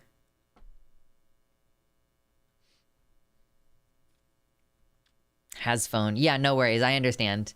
I know we don't have a good mobile chat situation set up yet. I know it's like one of those long-term projects, and I think the issue is that the creator of the website, White Nervosa, is, you know, she's a web developer. I don't really think she is an app developer. Why don't they want to hear it from you? I don't know, Ramya. I mean, people just don't listen to my political takes like that on my channel. That's not like what people are as interested in. Now, sometimes it'll break out into a mainstream audience if I'm talking about like Tucker Carlson, but my inbuilt audience of people who have been following me for a while, they just are not as interested in the mainstream political stuff like when I talk about Trump versus like the trans stuff. Like people click my videos about trans stuff all the time. Luxander beer can incoming. Yo, Bud Light, would you like to piss people off even more? Send me some money and a beer can and I will make an ad for you. Mobile really sucks to develop on. Yeah, I've heard that it's kind of difficult, or at least it's different. You break down politics so well, it actually makes it easier to digest, especially for someone like me who isn't from America. That's awesome. I did have someone tell me sometime last year that I was their #1 source for American news, and I was like, like that's so much responsibility. I've never gotten like a real ad request. I've had like some spam requests that it's like NordVPN wants to do a spot on your channel, and I'm like, no, you don't. You're not rich enough to be happy enough to piss off the right like Dylan does. Was Dylan like already kind of well off enough to get the amount of attention? Compared to trans individuals who wanted puberty blockers and hormones but did not get them, trans teens who have access to puberty blockers and hormones in early adolescence had a 60% chance of psychological stress being reduced and a 73% chance of suicidal ideation being reduced. Trans adults who had access to puberty blockers and hormones in early adolescence had a 222% decrease of psychological stress, 135% odds of suicidal ideation reduced. And trans adults who had access to puberty blockers and hormones in late adolescence had increases but less intense, obviously 153% for psychological distress and 62% for suicidal ideation. Trans adults who had access to hormones as adults had a 21% chance of suicidal ideation being reduced and an 81% of psychological distress being reduced. That's interesting. Trans teens having access to puberty blockers in early adolescence had a 60% chance of psychological distress being reduced. And then 81% for adults. That's cool. Those are some good numbers. She was on Book of Mormon. True. Yeah. Raid Shadow Luxanders. Seems like she's pretty well off. She was a Broadway performer and her surroundings seem wealthy. Yeah, I think that that's probably fair. I'm a poor, which means that I don't have the same kind of notoriety and pull on these things. People don't care about me as much, and that's all right, because I'm a poor. Here's a Conyer tweet. Eating pussy is gay because the clit is made of the same material as a dickhead. Wake up, sheeple. All right, Conyer. We appreciate you. I'm just confused about who thought trans people drink a lot of Bud Light. They do. Like, trans people do drink Bud Light. Not a lot of it, but, like, there's plenty of us who do. There's a lot of queer people who drink Bud Light. I mean, you know. Have you ever thought about doing vlog video type stuff that Jesse Gender makes? Maybe political stuff might take off more. I sometimes make vlogs and then post them on my Patreon for $3 a month subscribers. I usually post like one of those a month or so. I used to do vlog-ish content on this channel, like talking about my mental health and talking about my job and things. What kind of stuff would you want to see in vlog content? I mean, that's also really different. Like, I think I would need to have a second channel. Does Jessie have a second channel for her vlog stuff? Because maybe I should turn my VODs channel, which is dead now, into a vlog channel. Like, instead of Lux VODs, I'm just gonna change the name to Lux Vlogs.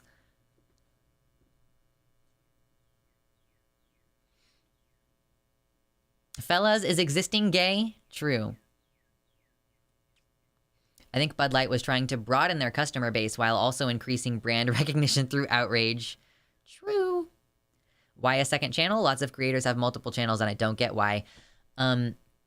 Because having videos that don't perform well affects your overall channel growth. And so I didn't say Lux Logs. I said Lux Vlogs with a V.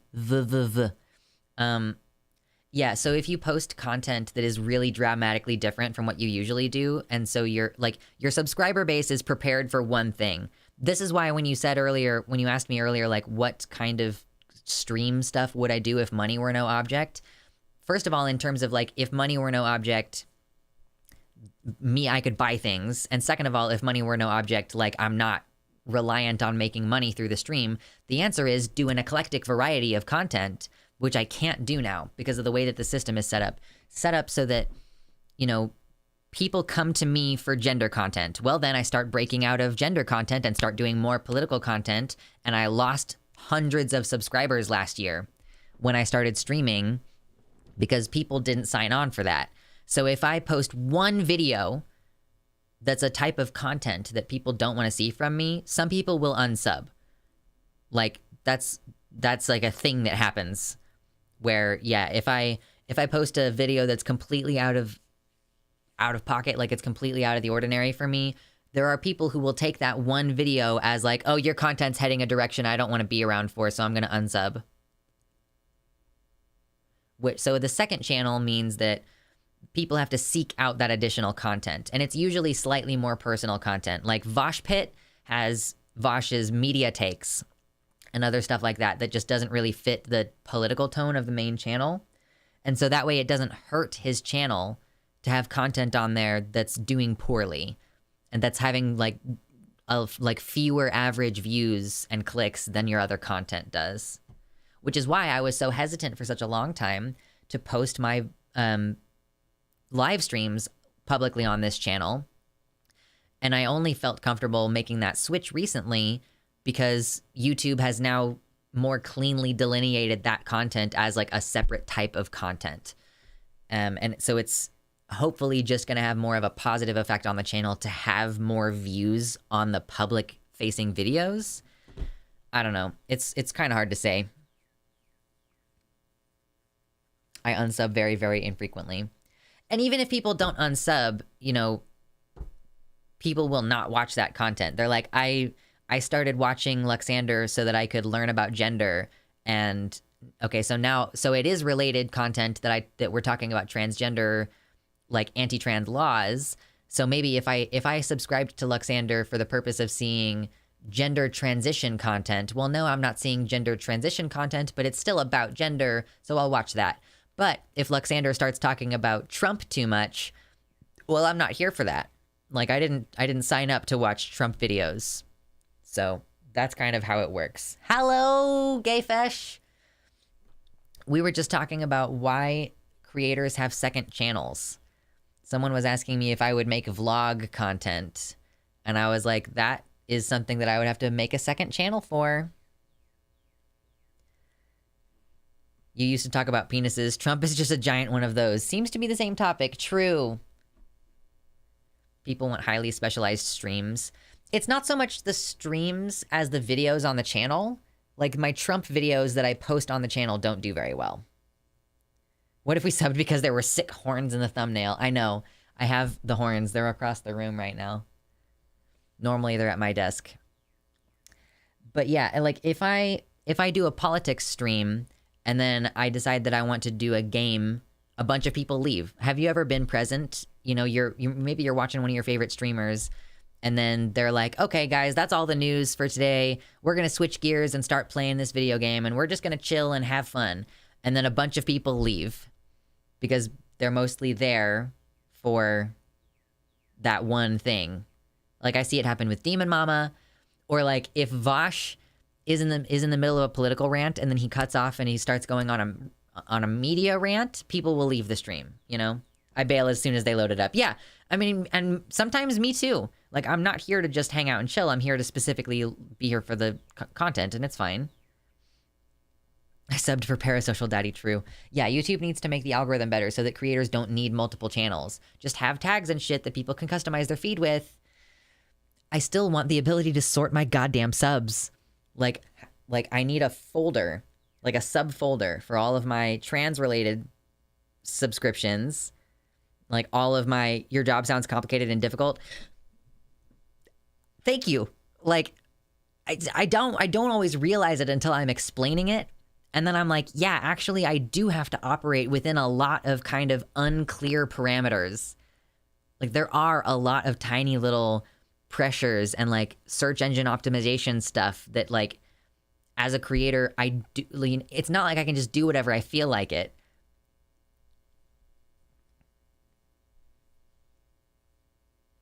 I've watched Vosh playing Resident Evil, which is fun, but it was getting late for me. What time zone is he in? He's in California. I mean, he lives in Seattle, but the California time zone.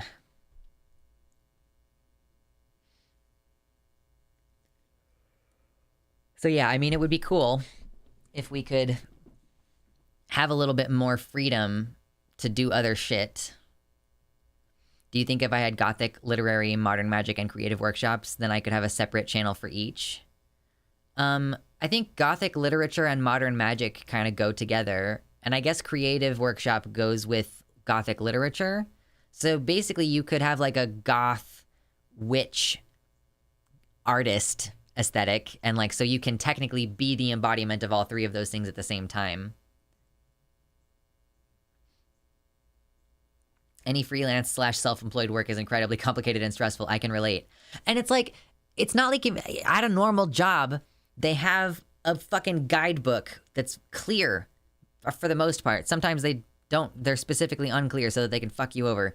But like, you have like a book that says you're not allowed to do this, that, and the other, and you need to do this, that, and the other. And you have a boss who is directly giving you feedback and telling you what they want you to do and not to do. And we just kind of have to guess. We just have to kind of do trial and error and then learn from other people. We're very much in the stage of YouTube figuring out in the same way that, like, once upon a time someone had to pick up a mushroom that was this color and try to eat it and then foam at the mouth and die horribly in order for then everybody to know, like, okay, I don't think that we should eat things that are this color. Like, I'm just going to go out on a limb and say that maybe we should not eat mushrooms that are this color from now on. We're still in that phase of figuring out how to do our job as YouTubers.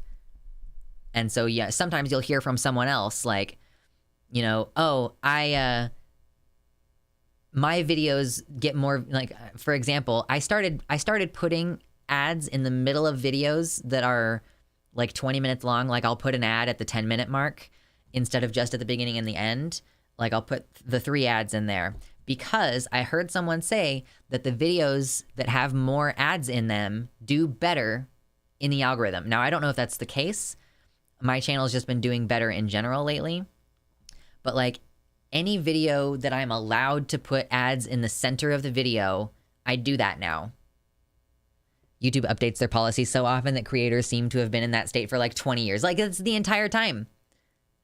It sounds magical. Right, it's incredible. Structure for ND brains. No structure whatsoever. Maybe I just need to be sexier. Thanks for the feedback. You're awesome to your fans. I mean, you can go with like a goth witch artist aesthetic, and I think that is like, that's a niche that you could for sure fill. I've seen some kind of creators on YouTube who are kind of like that. Like, a witch channel I've gone to find a crochet video, and I found a crochet video on a witch's channel, you know?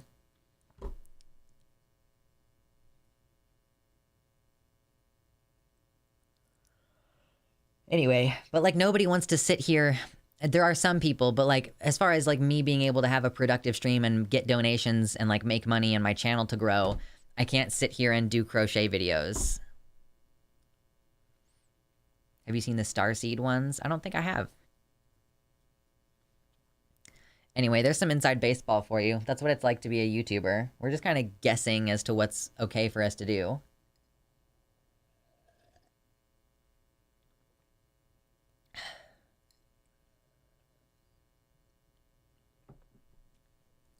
Okay. Well, I am a sleepy boy. I am gonna chill. We would absolutely watch you sit here and do crochets. Yeah. Just be very rich and throw your money at things like Mr. Beast. Simple. I know. If only. If only. Listen, Mr. Beast. If you want to send me $10,000, I would appreciate it. I have a PayPal. And every day YouTube makes that margin of what's okay to do smaller and smaller. Yep. Got to be more and more and more ad-friendly. If y'all want a good book series and fantasy world to replace the Harry Potter-shaped hole in your hearts, I highly recommend Terry Pratchett's Discworld. Terry Pratchett was an unflinching trans ally. I've heard that. My first 10K would pay for my bottom surgery. Exactly. Yeah, all right, so I'm ready to get out of here. I appreciate you all hanging out. I appreciate your donos and your likes and your comments and your subscribes. Oh my god. And I will be... yeah, I know Mr. Beast is only 25 years old. It's so depressing. All right, I'll see you all on Thursday if nothing goes badly. So,